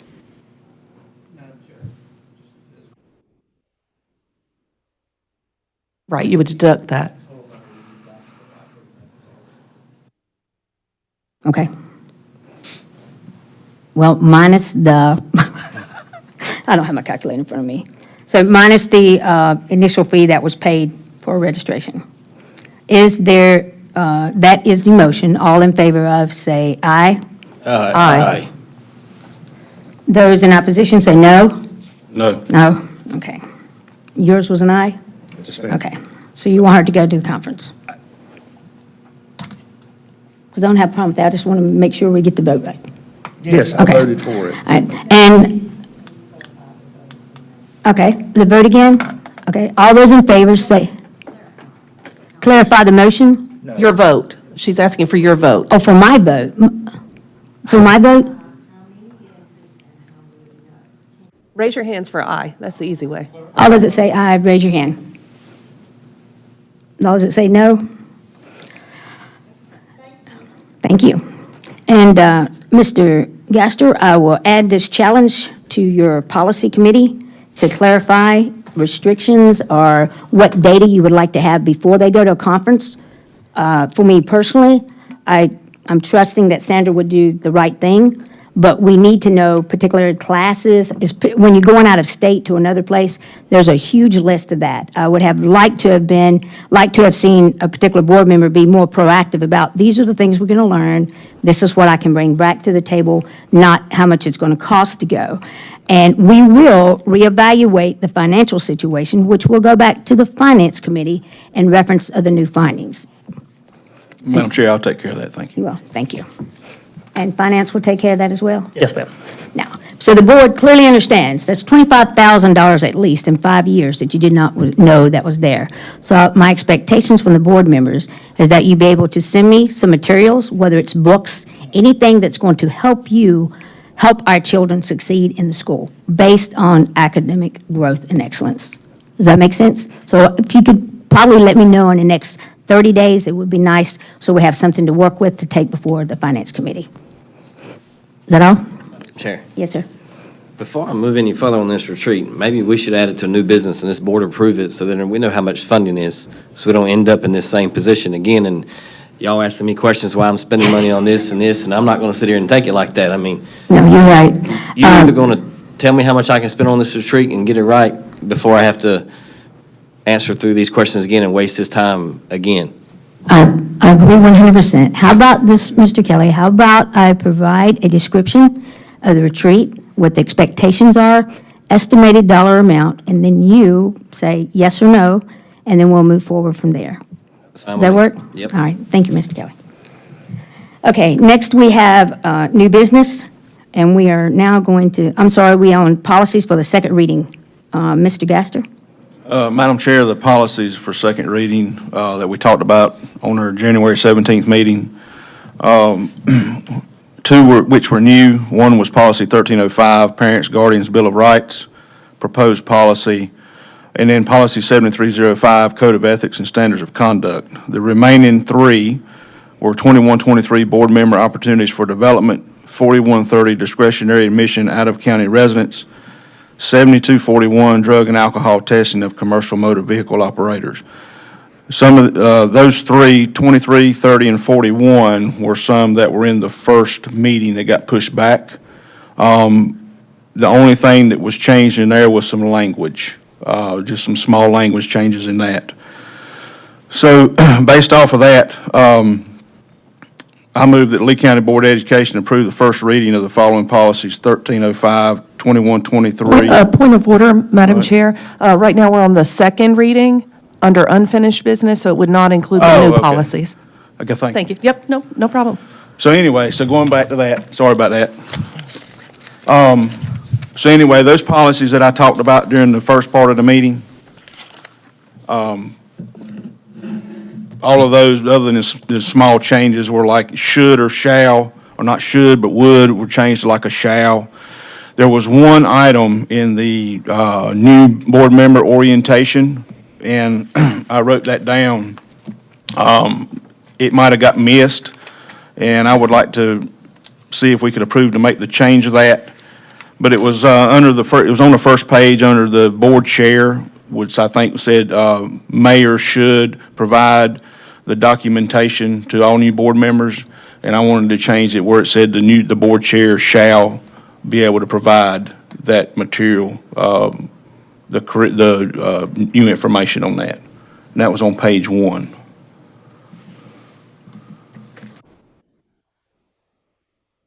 Could you present that in the way of a motion? Madam Chair, I'd like to make a motion that we approve the second readings of part 1, 2, 3, and 4 with that one change on page 1 under the, I think it's the second paragraph, under the board chair shall make available the materials needed for all new board members instead of would or maybe. Okay. We have a motion. Do I have a second? So the motion is to amend the one policy and then move it forward for second reading, is that my understanding? Yes, ma'am. Second. Thank you. Is there any discussion?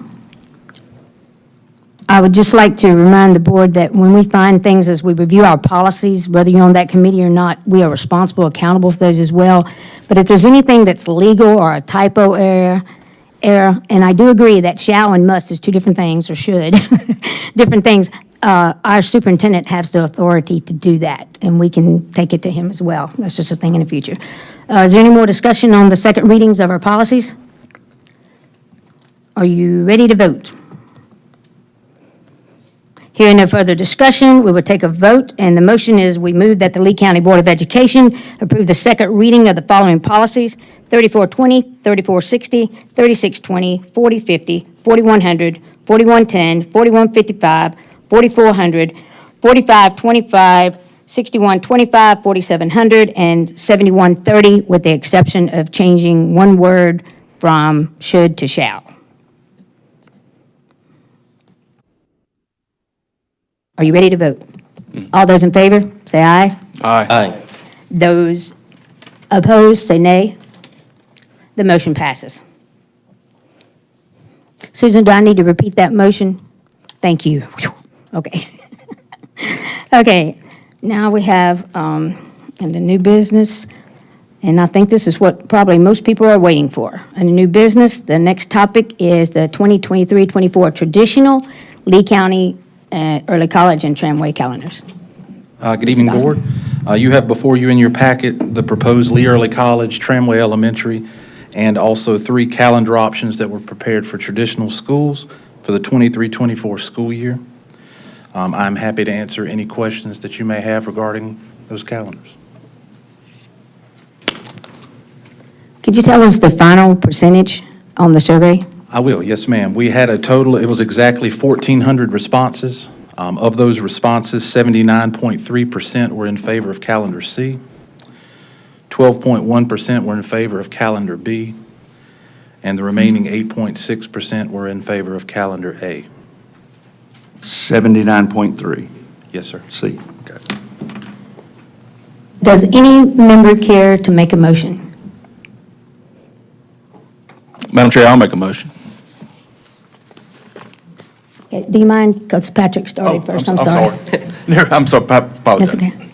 Move that the Lee County Board of Education adopt the proposed Lee Early College and Tramway Elementary calendars as presented, suspend policy 3300, and approve option C as the traditional calendar. Second. Okay, we have a motion and we have a second.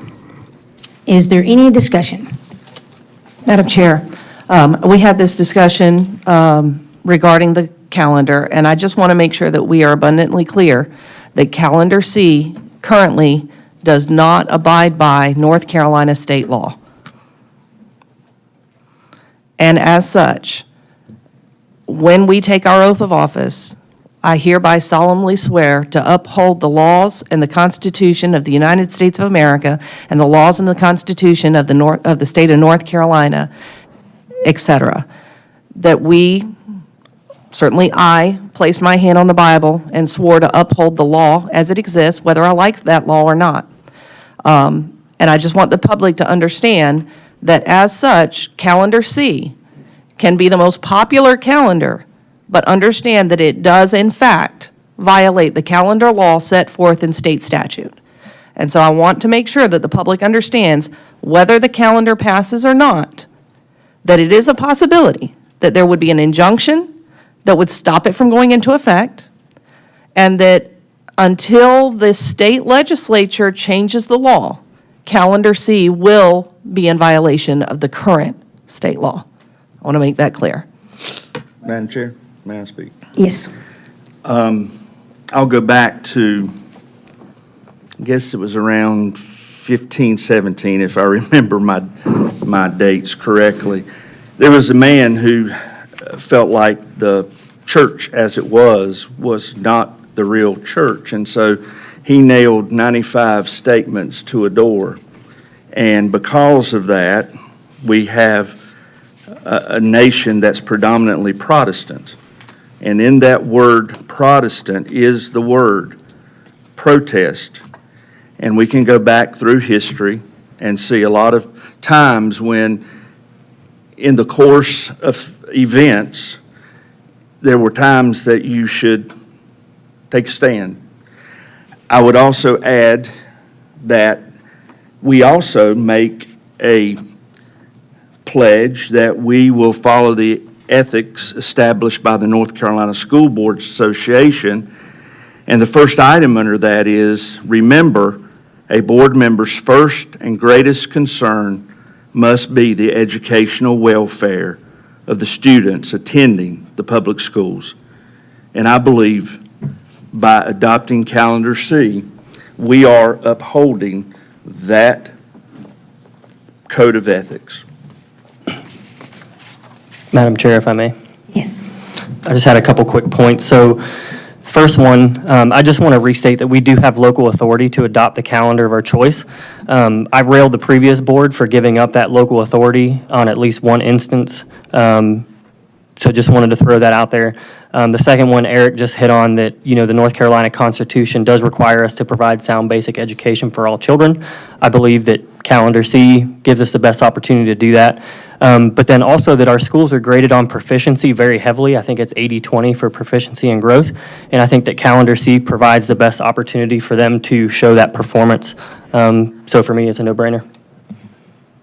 Madam Chair, can I say something?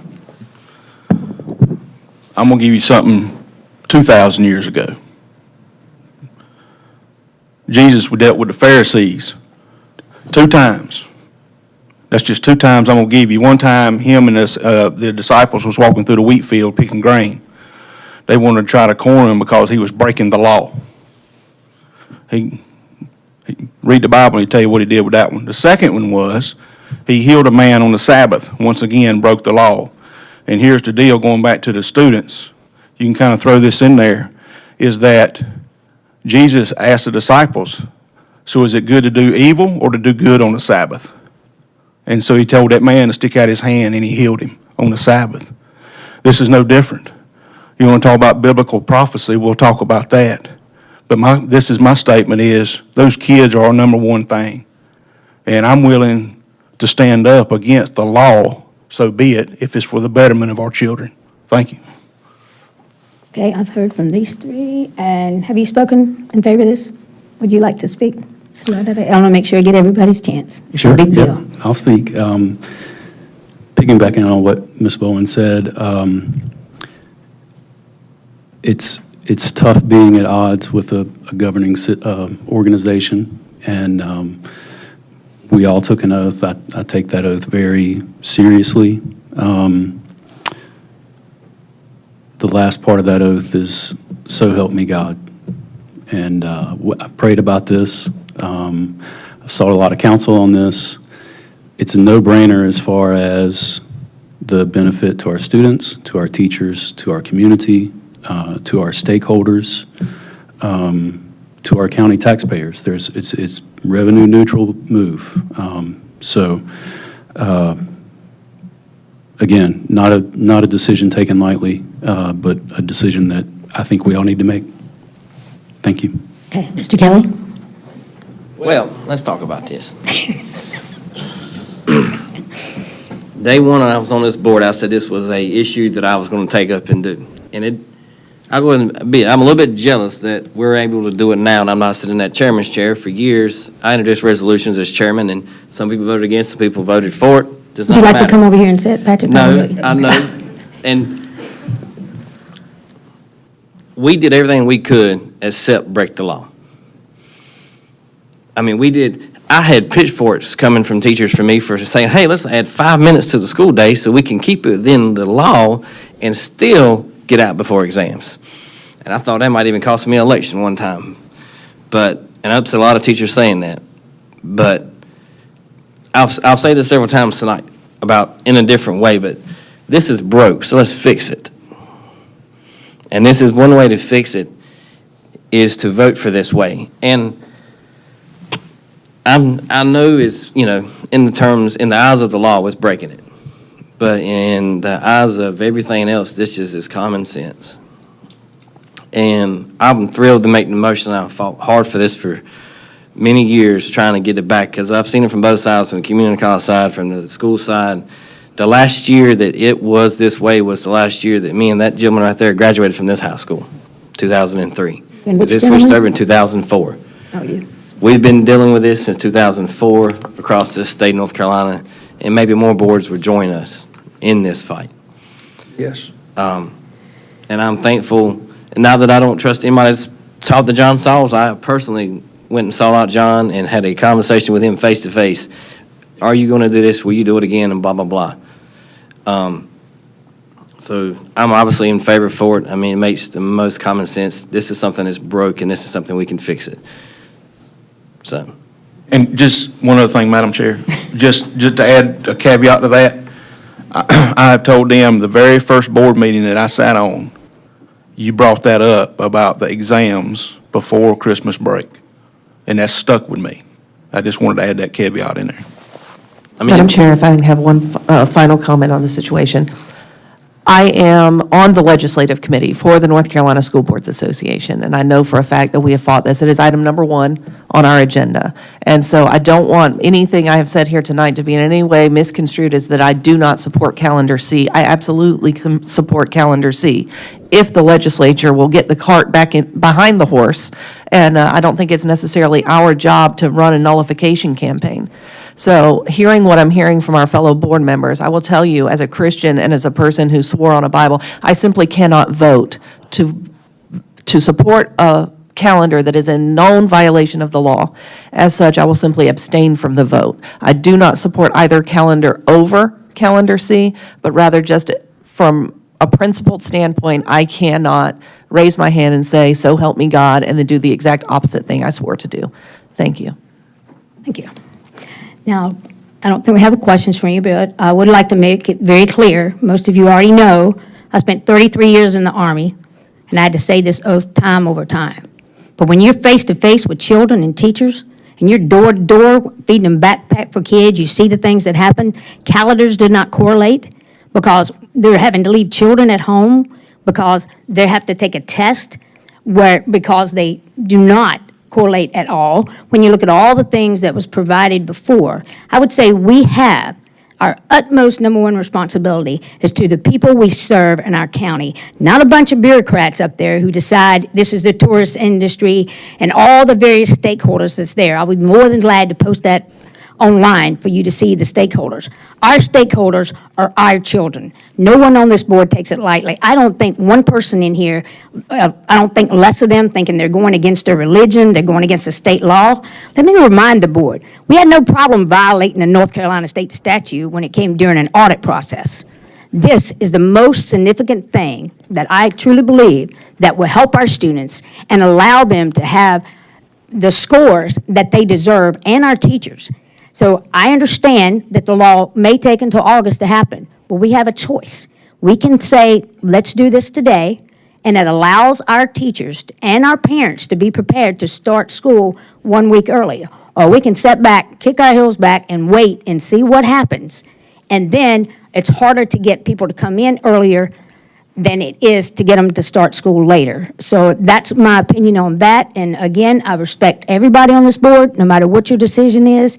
And if we have no further discussion, I would like to go ahead and move for a vote. Is there any further discussion? I think I allowed everybody to speak a couple times? Okay.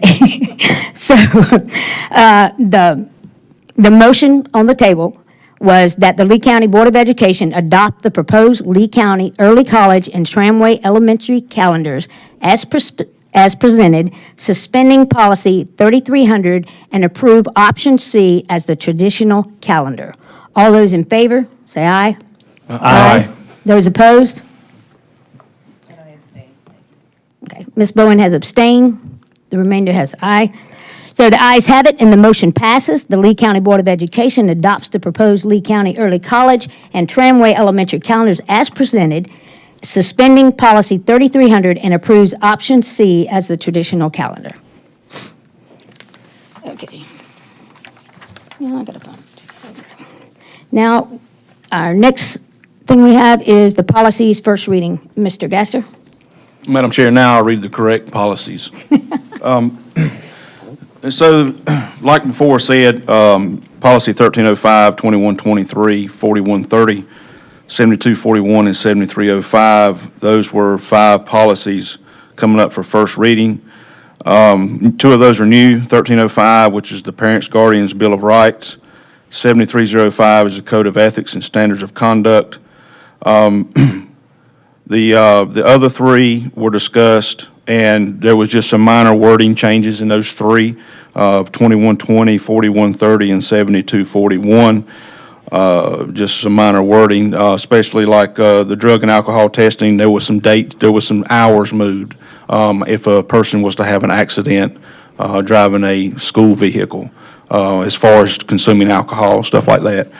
As far as policy 1305, there was some discussion based on the changing the wording listed from parent to parent guardian. And Dr. Waller and Board Attorney Rawson worked together on the language referring, also, there was also question about majority or emancipated minors. And so that wording has been added in there as well on policy 1305. And also in section E was added, this policy shall not be construed as restrictive of mandatory reporting guidelines of physical and sexual abuse, which coincides with the existing policies in place now. And the other policy was Code of Ethics and Standards of Conduct. One of the things was, it was the consensus of the committee to eliminate the sentence on page 2, no employee or student shall be forced to have compelled speech or acceptance of ideas that are contrary to their beliefs. And deleting paragraph 3 completely and replace with, employees shall notify the human resources officer if they are arrested or charged with or convicted of a criminal offense, including entering a plea of guilty other than minor traffic violation. Notice shall be in writing and shall include all pertinent facts and shall be delivered to human resource officer no later than the next scheduled business day following the arrest, charge, or conviction unless the employee is hospitalized, incarcerated, in which case the employee shall report the violation within 24 hours after his or her release. And upon judicial action in the matter, the employee must report the disposition and pertinent facts in writing to the human resources officer no later than the next business day following adjudication. And so those are the 5 policies that's up for first reading. And Madam Chair, I would go ahead and like to make a motion that the board approve the first reading of the following policies: 1305, 2123, 4130, 7241, and 7305. Madam Chair? Second. I want to make a request that we amend that motion. At the Policy Committee, 1305 was brought forward, and it was the unanimous decision of the Policy Committee to table that pending further discussion. So I don't feel like that one is ready to go forward tonight unless we also remand it back to the Policy Committee, because there was a teacher who reached out after that meeting and requested that a legal definition of what makes a parent or guardian. And I don't think that was included at the top. It just put the words parent or guardian. And I think there were some questions raised at the meeting. Does that also include non-custodial parent? Because if a non-custodial parent is against, say, a nickname or a pronoun usage, which is what this policy is set up to address, if that parent has the same rights under the law as the custodial parent. There were questions raised that we said we would get back to the committee on, and therefore we tabled it pending, we've got a meeting next week, today, the 21st. And since that is one of the few committees that parents are not parents, I apologize, teachers are readily engaged in and attend, those teachers had questions that we didn't have the answers to at the time, and we agreed that it was an important policy that didn't need to go up until it was ready. And so again, unanimously, the committee at the time voted to table it. So I don't think it really should have come forward for first reading. If it is voted through as first reading tonight, then I still would like to see it come back to the policy committee to get that revision requested by the teacher, to get a definition so that we don't have any misunderstanding about which parent or parents or guardians is being referred to by that wording. Madam Chair, can our board attorney speak to that? Well, actually, I would like to speak. We can save his time and money. Thank you very much. We have, just so the community understands, when it says the committee, there's only two people that vote on that committee, and that would be Ms. Bowen and Mr. Gaster.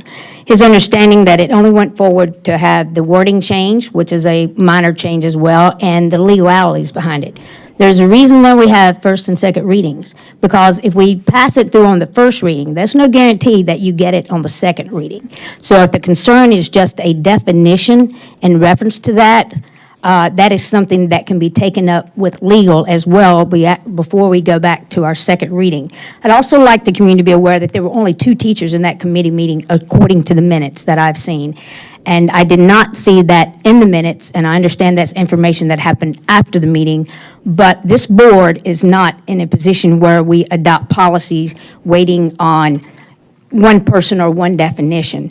And Mr. Gaster, who I trust as our chair for that as well, if he would like for it to move forward, I would also agree with Ms. Bowen that that should also, if you would like, she can also do that. She can add it to the agenda that you discussed and make sure those legal things are in place if you would like to move that forward. It was noted in the minutes that the committee unanimously tabled the policy. Could you continue reading? I'm trying to get back there. Do you have it before us, Mr. Gaster, on what your minutes reflected?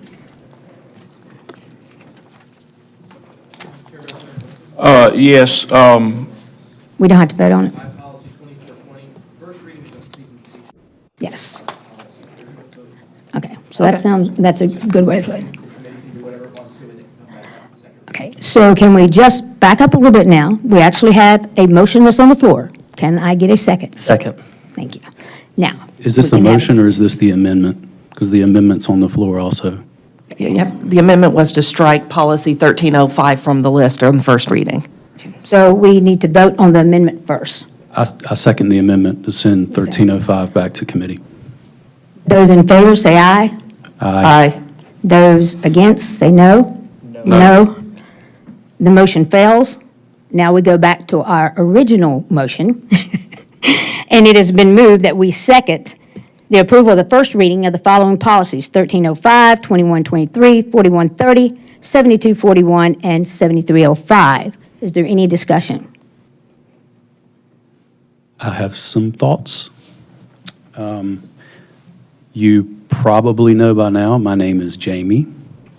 My given name is James. The way this policy reads, if I understand, on the first day of school, a teacher will say, James Ladati, and I'll say, call me Jamie, and they'll say, I need your parents' permission. Do I understand that correct? Or Chris, or Sandy, or Patty. I don't know if you ever went by Patty. I went by Pat, same thing. Pat. So if that's the understanding, I just wanted to point that out. This bill is also rocketing through state legislature at the moment. I think all indications are that it'll pass and it'll get handed down to us anyway. It seems fairly redundant. I think by passing it here locally, it sends the wrong message, particularly to our teachers. Not that I don't agree with parents' rights. I'm a parent. I have kids in the school system. I've never been denied any of these items that are in this Bill of Rights, not a single time. So those are my thoughts on it. I think, yeah,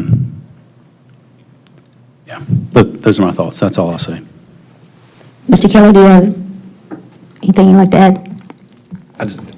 Just agreeing with Jamie, I just think it's something that's not needed, and it's going to be added extra stress to everyone. I mean, parents have rights, and custodial, non-custodial, and all that has rights, but I mean, I'm just curious, is this a movement from the outside, is a national stage, or is this something that, is a come from the local needed? I mean, it's just, I don't know if it's actually needed or not in our school systems. I don't think it is. Okay. Do you have any comments, Mr. Bella? I guess just with regard to legislation that Jamie was talking about, I mean, for me, I'm not willing to wait for legislators, whether it's in the state or federal government, to provide us with policies. I'm happy to move forward with what we believe is right here. Use our local authority. Okay. Did you speak? No comment? Well, I'd like to let it be known, you see how waiting for the legislator got us where we're at today on the calendar. We're here to lead our community, lead our students, and again, that's my humble opinion. I think the board should be aware that there are 2 parental rights bills that have already been introduced in the current session of the North Carolina General Assembly. One is Senate Bill 49, the other is House Bill 58. They're quite different in their level of detail and the scope of the rights being legislated. In both cases, the bills enumerated a lot of what is in this policy, but with differing degrees of detail. The Senate bill contains 11 pages of very specific provisions that grants parents or guardians extensive rights and privileges, while the House bill is more of a checklist with less detail. If we table our policy to accommodate the passage of one of these bills, we might have to wait well over the next school year to get a policy in place. However, if we pass this policy now, we can always make it amendable to address the instructions from the General Assembly once they are official. And just one point of clarity, I would like to explain to the community the things that in this parental Bill of Rights, when you guys, if you discuss what's added, the legal jargon that can be added before the second reading, I would greatly appreciate if that committee would add the policies that we currently have that is covered in this policy. I would challenge the community to read the policy, and I would say approximately 50 to 75%, if not more, is already in our policy, is just not consolidated into that type of document. We have a parental Bill of Rights. We have things in place that talks about professionalism and what you call children and inappropriate relationships. We have things that tell parents that you have the right to a survey. You have the right to look at their academics and the curriculum that's there. So I would like for that, I would charge our policy committee to research that as well. Like I said, Google search it. It's a wonderful thing. Not Google search, but put it in a search of our current documents that we already have and have those references. And that's just my opinion there. So everybody's had a chance to speak. I'd like to address one more aspect, because I feel like if you put a policy out before you have the force of law behind it, then if you run into a situation where, again, you have 2 parents who are at odds over an issue, one of them says, sure, go ahead and call my child Sally, and the other parent says, no, you do not. My child's name is Jim. You've got 2 parents in odds over the issue. Both have equal rights, and we have to decide as a school system which parent to give those rights to. If one of those parents is denied rights under this and they have the right to sue, then we as a school board are on the hook for a lawsuit with no force of law behind us. That's why we wait for the legislature to decide the wording of the language of the law, and we draft policy accordingly. As you said, it's being rocketed through the legislature right now. And it makes no sense for us to try to get out above, again, it's the cart before the horse situation again, where there's a talking point on the news and we're wanting to get out ahead of it, and we open ourselves up to legal action. And I just want to make that clear, that as it's written, it is not an easy, cut and dried policy to put in place. When you have parents at odds with each other over gender identity or nicknames or any of these other things, we should not have to be the adjudicators of that. And you're putting a teacher on the phone saying, excuse me, Mr. and Mrs. So-and-so, Jim is requesting to be called Sally. Do you approve? And you get 2 different answers. That puts that teacher in a very awkward spot of Ms. Bowen, determining if what I to move could forward. limit that same phrase of going that direction, you're looking at one section of one paper, and I would challenge you, we already have a policy for that in reference to how they are done. You pick one section that the community might get all upset about, but that is not the gist of the Parental Bill of Rights. Again, we can modify it, we can change it, not modify it, but we can add all the things that cross-reference it to our bills. But I would like to correct a statement that was made, that we do not make policy until the law is enacted. That is not true. That is not a purpose or a function of this school board and our policies. We are not here to wait for the law to tell us what to do. We are here to lead our children, and we are going to lead Lee County schools where they will excel other schools. There's no doubt in my mind. Policies is a procedure in which we make known to the superintendent what our expectations are and to help our children to achieve. So I want to make sure that the community realizes that we are not waiting on a law. We are here to serve you, your community, and your children, and that is the purpose of developing policies. Now, as far as those names go, that's a little bit of an exaggeration. I don't think that's the process where they're going through the middle names. As a matter of fact, I know it's not. This Parental Bill of Rights has already been implemented in at least 7 different schools, and we say, well, the lawyer hasn't looked at it, and I'm sure that Steve might want to discuss this as well. This has been reviewed by over 40 lawyers because it is part of something that was attempting to be moved before in the Senate. So with that said, if there's no further discussion, I would suggest we go ahead and move to vote. Is there any further discussion? Have there been any complaints registered with the superintendent or anybody on the board regarding any of these items that we're establishing policy for? How many? Ballpark? I don't just know exactly. Like you said earlier, you don't put them on the line at the thing. We have the complaints, and Andy would have some of those as well. We've all got messengers about it in reference to it as well. I recently got one, is when I actually posted online in reference to the surveys, schools.org.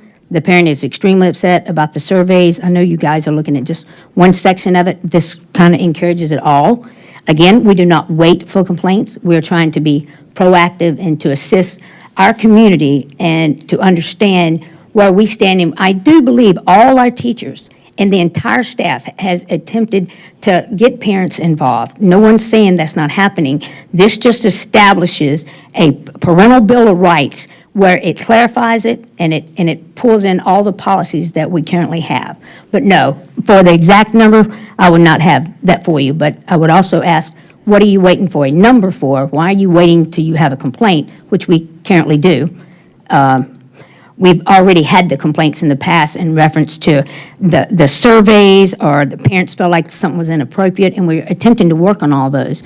So the best thing we need to do is get ahead of this, and not ahead by not doing our homework and research. I mean, I've obviously went through all this, and so have the Senate as well. But I would challenge the community and teachers, don't get just keyed up on a coach and a name and what somebody's nicknames are. That is not what it's in reference to. And we can actually have Steve add some more legal jargon, if you'd like that at the end. But for me personally, I mean, I would support it going forward for the first reading, because you're right, you do have a a committee meeting next week, but then it's another month before we get back in here again. So we're on a restraint time as well, just like for your event, those things. Okay. Just for the record, I wasn't trying to put you on the spot. I was just trying to figure out how big of an issue this potentially was, if there was a number of complaints, or I think I'm keying in on the things that you've mentioned, because those are new and not covered by existing policies. You know, we have policies in place, I believe, to inspect health and academic records. You know, we have policies to, copy any student changes in services and that type of thing.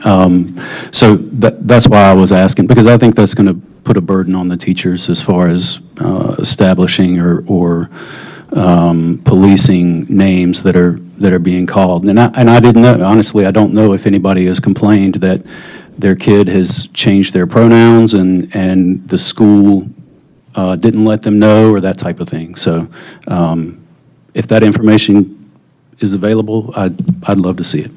but it will not be an open session because that's student privacy. I did get some feedback, some of the teachers who basically said, this is a no-brainer. We already have a policy in reference to professionalism and how they treat and do the students as well. So again, a lot of these do fall under some of those policies as well, and personally, I don't see a huge concern with the way this is right now, except for I would like those policies added in there as well. Is there any more comments?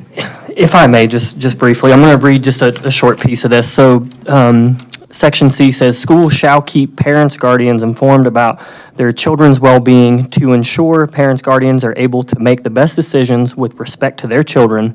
School personnel shall keep parents or guardians fully informed about all matters that may be reasonably expected to be important to a parent or guardian, including and without limitation, matters related to their children's health and social and psychological development." That doesn't always happen, and that needs to happen. So that's all I've got. All right, do you have anything, Eric? You, Mr. Gaster? No, ma'am. Okay. I Sandra, think anything if, I else? think if that doesn't happen, wouldn't that be covered by Policy 3560, which is Title I Parent and Family Engagement? I mean, wouldn't a parent have recourse against that as the policy is in place today? No. Would you like to answer that, Steve? You prepared to answer that, or you want to wait? Okay, let's not do that. He's charging us by the hour. So we actually have a motion on the table, and we have a second. And the motion was that the Lee County Board of Education approve the first reading of the following policies: 1305, 2123, 4130, 7241, and 7305. Is there a second? Second. I had a question about 7305 also. There was moving on from this one, 1305. Well, technically, we've already made a motion and got a second, so we have a motion on the table. So if you could take that up with the policy committee, I would appreciate that. You okay with that? I'll bring it up for second reading. Yep. Thank you. Great. Okay. Hearing no further discussion, we will take up the vote. All those in favor, say aye. Aye. Those say nay. In opposition, nay. 4-3 again. The Lee County Board of so the ayes have it, and the motion passes. The Lee County Board of Education approves the first reading of the following policies: 1305, 2123, 4130, 7241, and 7305.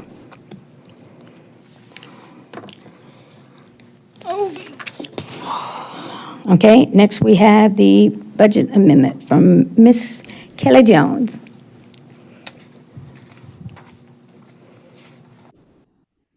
Madam Chair, members of the board, you have before you a budget amendment. This is to appropriate $15,000 from fund balance to cover the additional legal services that the board voted on at the last board meeting.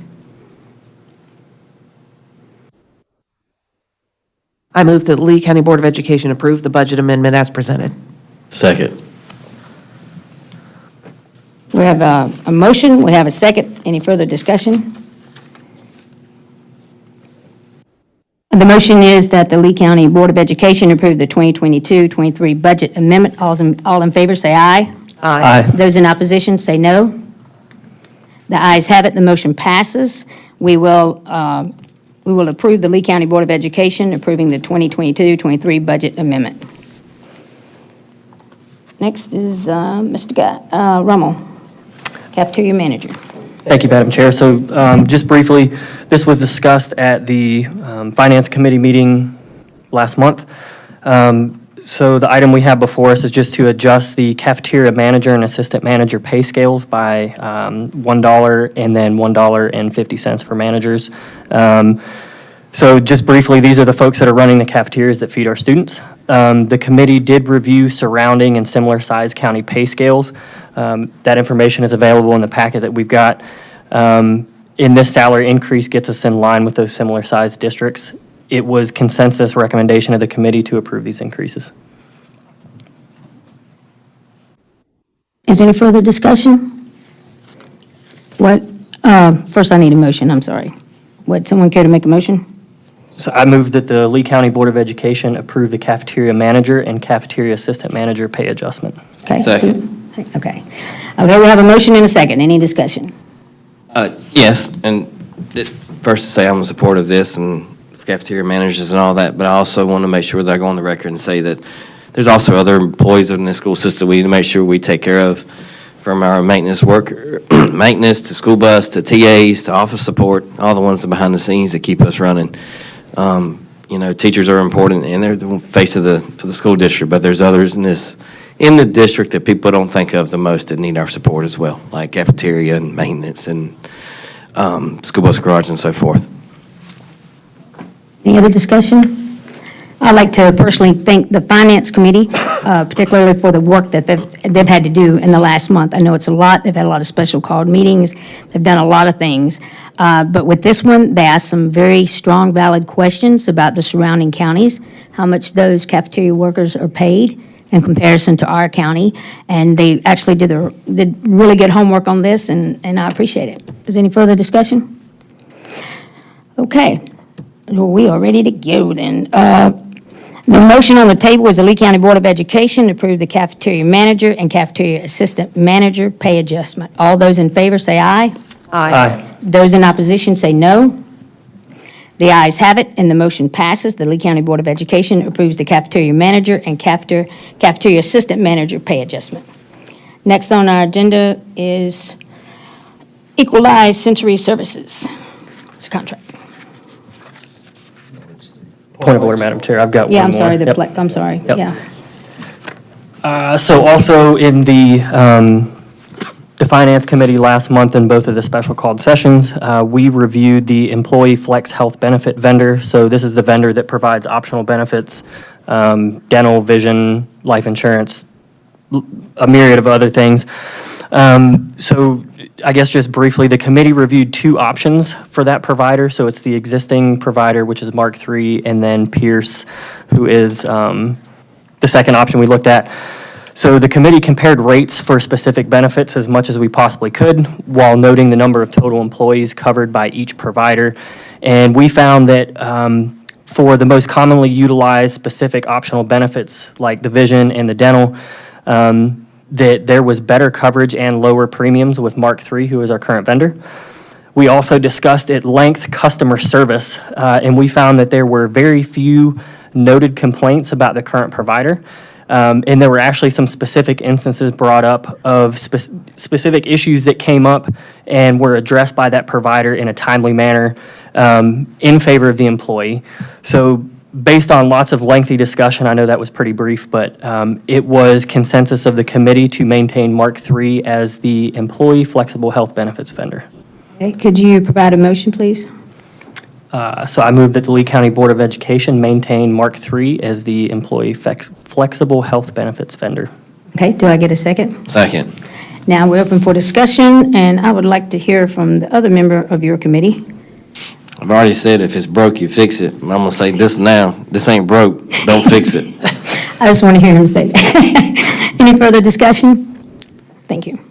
Okay, so the motion on the table is that the Lee County Board of Education approve Mark III employees' benefits as the district's employees' flexible health benefit vendor. Do all those in favor say aye? Aye. Those in opposition say no. The ayes have it, the motion passes, and we will approve the Mark III employee benefits as the district's employee flexible health benefit vendor. Now. What is the timeline on that? Is it a 3-year agreement? Okay, that's what I wanted to clarify. Thank you.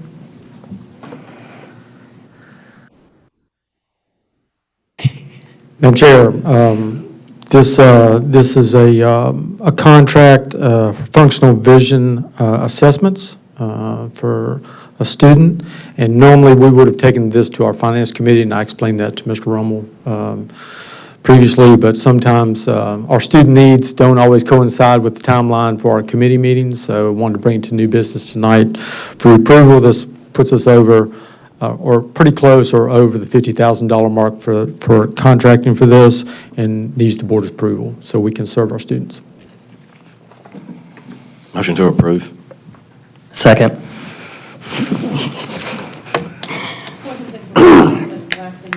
What exactly, ooh, gosh, you found me. What exactly is a functional vision assessment? I don't think I've ever seen that before. Specialized type of a vision assessment for students who have, and I'm not sure about the particular needs for this student, but it's very A in-depth. low vision and- yes, situation. yes. Okay, so it's an assessment that the school provides as part of their special needs Yes. curriculum. That's Yes. all. Okay, I just hadn't seen that one before. That seemed to be new to Yes. me. Thank you. Okay. So we have a motion before us. Do I have a second? Second. The motion is that the Lee County Board of Education approve Equalized Century Services with LLC contract. All those in favor say aye. Aye. Those in opposition say no. The ayes have it. The Lee County Board of Education has approved the Equalized Century Services of the LEC contract.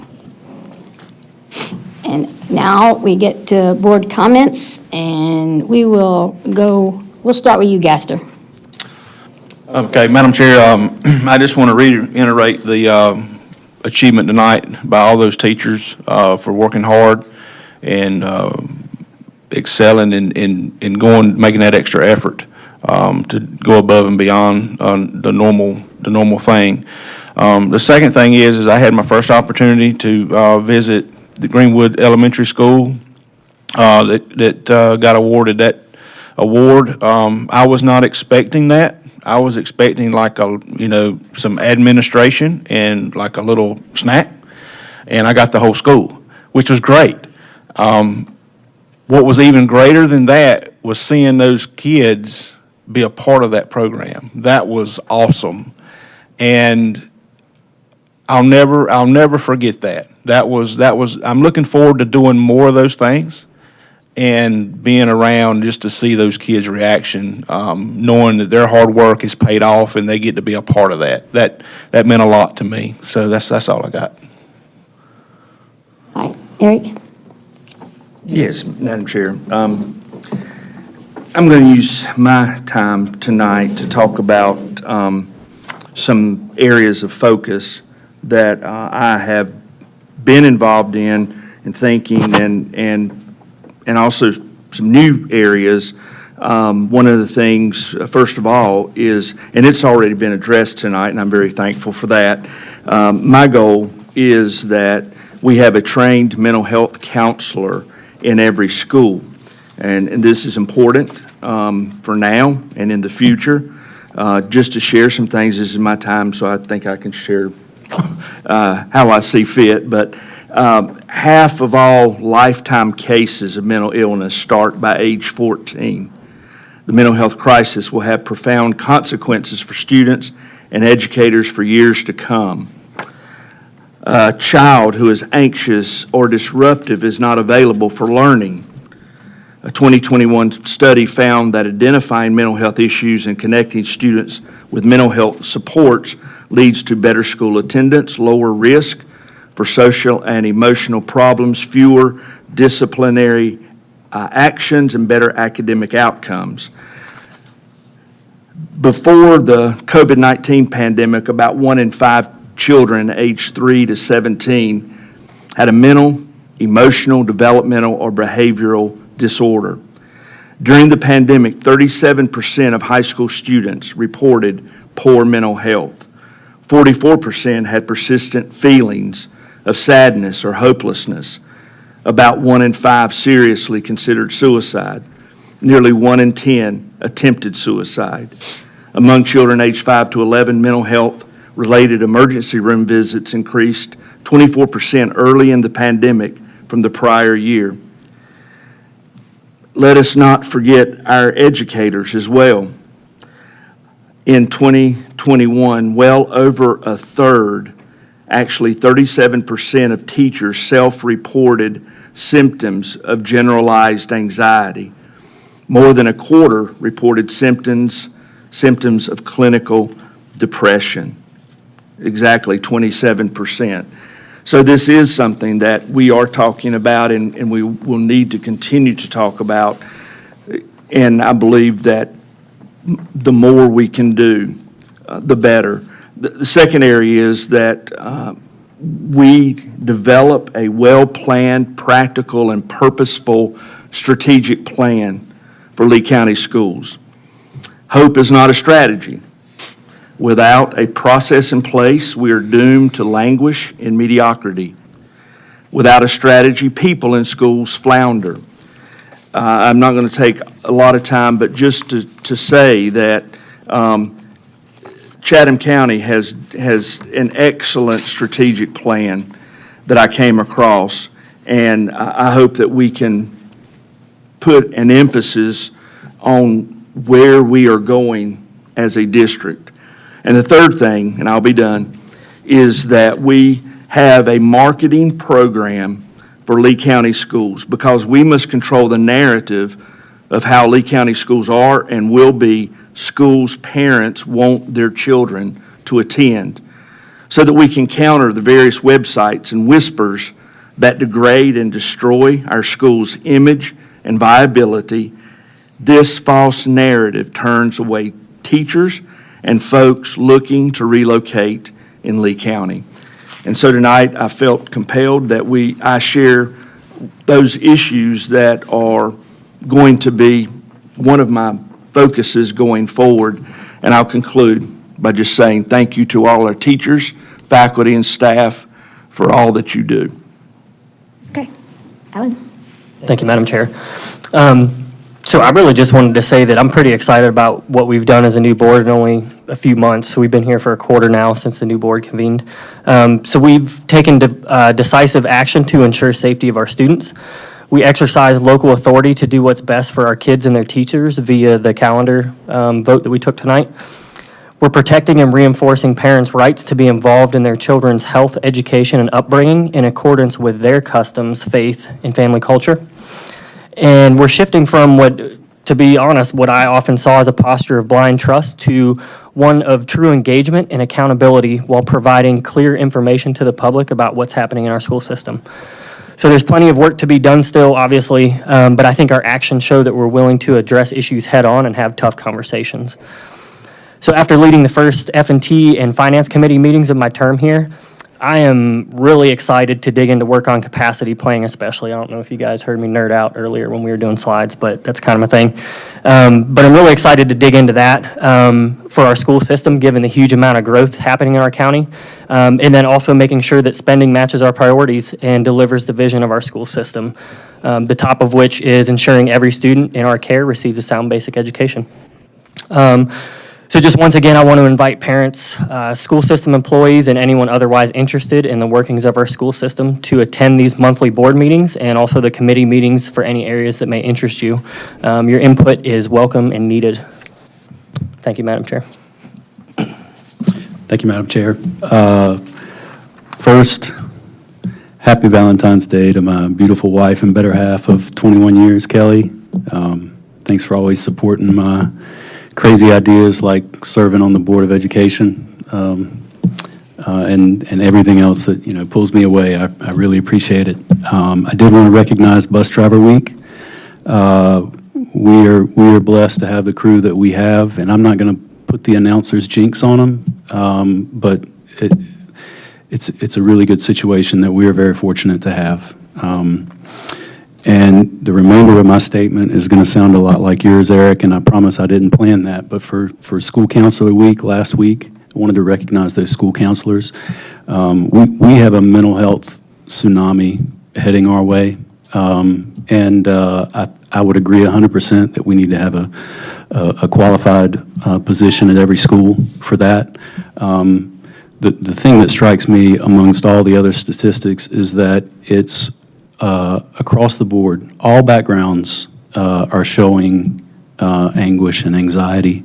And it's not going to be something that happens in a year, and it's not going to be something that ebbs and flows. I think it's here for long term, maybe not forever, but hopefully not forever, but I think it's here for long term. So ideally, every kid that walks through that door would have no baggage and be self-motivated and ready to learn every single day, but that's just not the reality, and we can't afford to wait on that reality.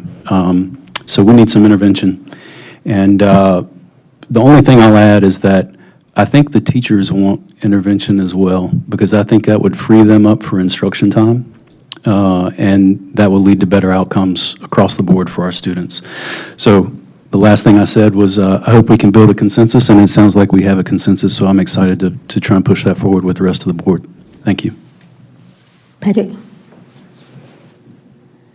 Tough to follow Jamie, but Jamie, thank you for reminding me that it's Valentine's Day, and I better say the same thing. Get a little laugh out of everybody in the room, so happy Valentine's Day. I'm sure she's listening for my better half, and hope that her day was wonderful. And to kind of ramble on a few things, but first of all, I'm thrilled about option C on our calendar being passed. I think it would do tremendous things for our students and our staff, and just absolutely thrilled. That has been something I've been asking for and working on for every year I've been on this board. Alan got me thinking about something, and Eric, you kind of brought this up too. As we walk through these planning for new schools, I've always wondered, especially with the growth that is happening in Lee County, would we need to discuss the possibility of a CTE all in one school, K through 12? That's something I've been keeping in the back of my mind for 6 years. So this would be kindergarten through 12th grade, one pot of land, one big building, focus on CTE, not taking away from anything else. And it could be CTE and arts. It could be, similar to what we did at Wicker, but something that is focused on that, because with the growth that's coming to our county and surrounding counties, we need the trade skills and those that can work at VinFast and all these other places that are going to be supportive of it than we do in other places. So it works in other counties. There's career centers, but I think K through 12 school would save money. It'd put it all on one roof, and it's just a different way to look at things. Love the bus. Love your guidance counselors. Keep those relationships up, because if you don't have, the relationship a student can have may not be a teacher, may not be a guidance counselor. It could be a bus driver, it could be a custodian, it could be the media specialist that you buy a Valentine's gift for.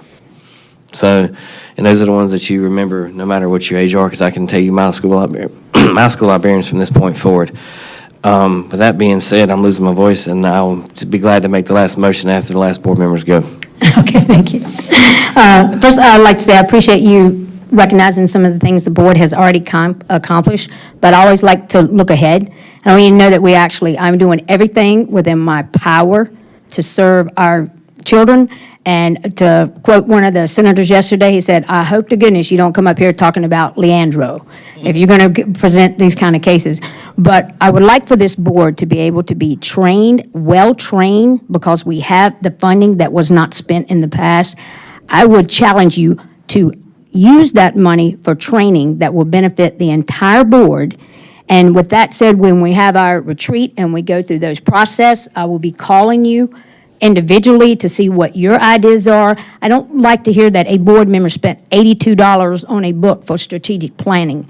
During our retreat, I'm certain that Patrick will address those issues as well, and we can accommodate those as well, and that is consistent with our policy. If you're concerned, just go to the policy that determines how we use our school board funds.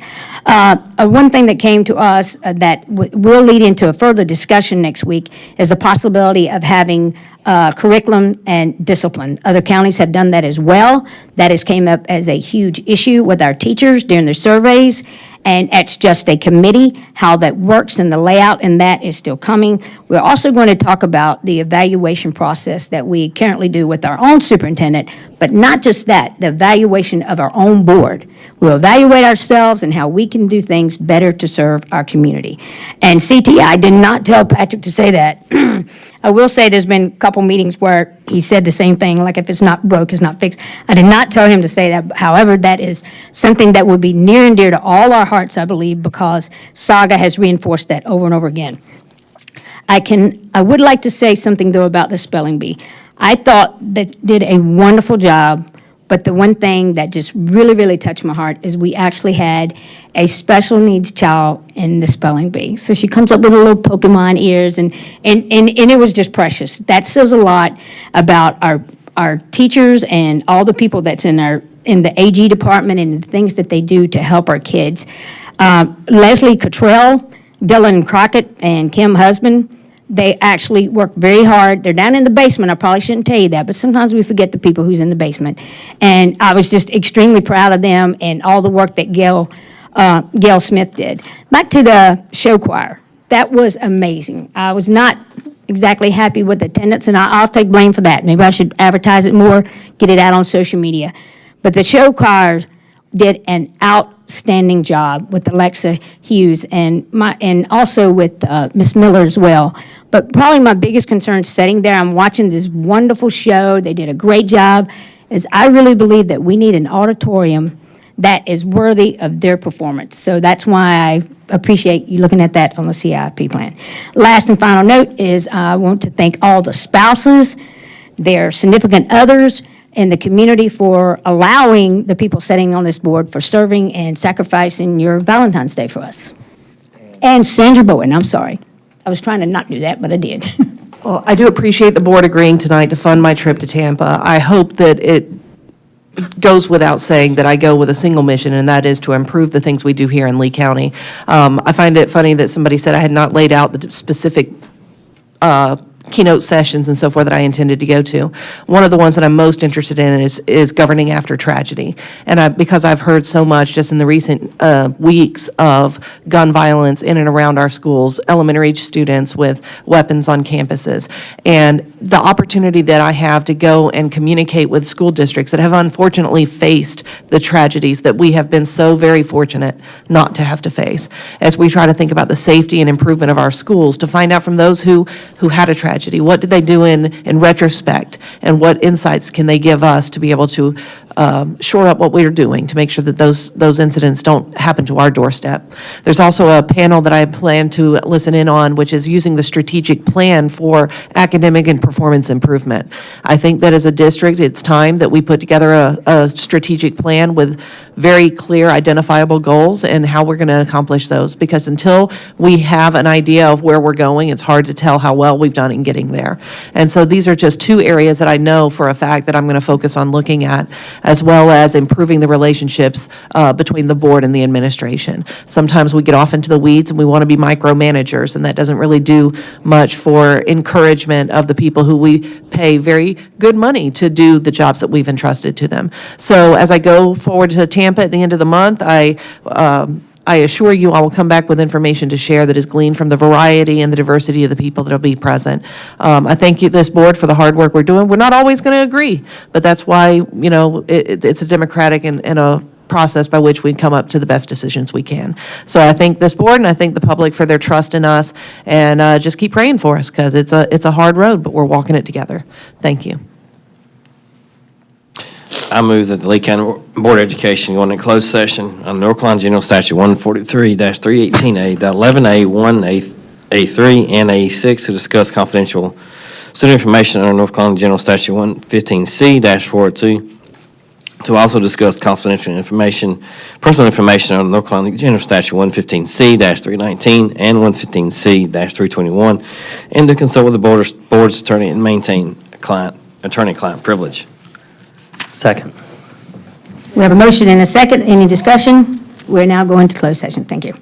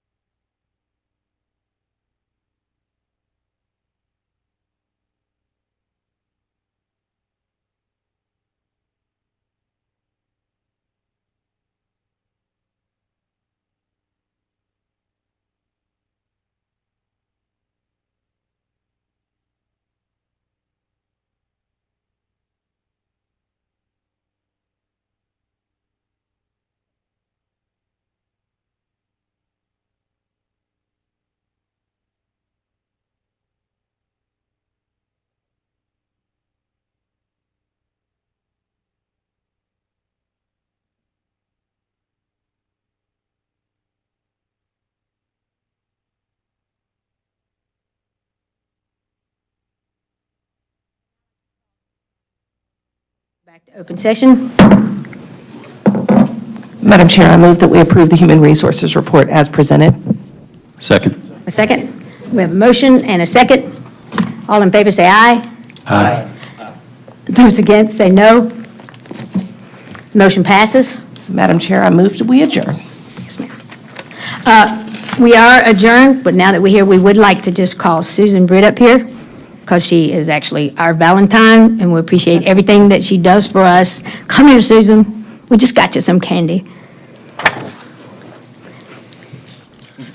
Because we know that she does a lot of work for us, and we truly, truly do appreciate you. And I'm sorry you had to give up your whole Valentine's Day for us. We love you. Thank you. Okay, we are adjourned. Thank you.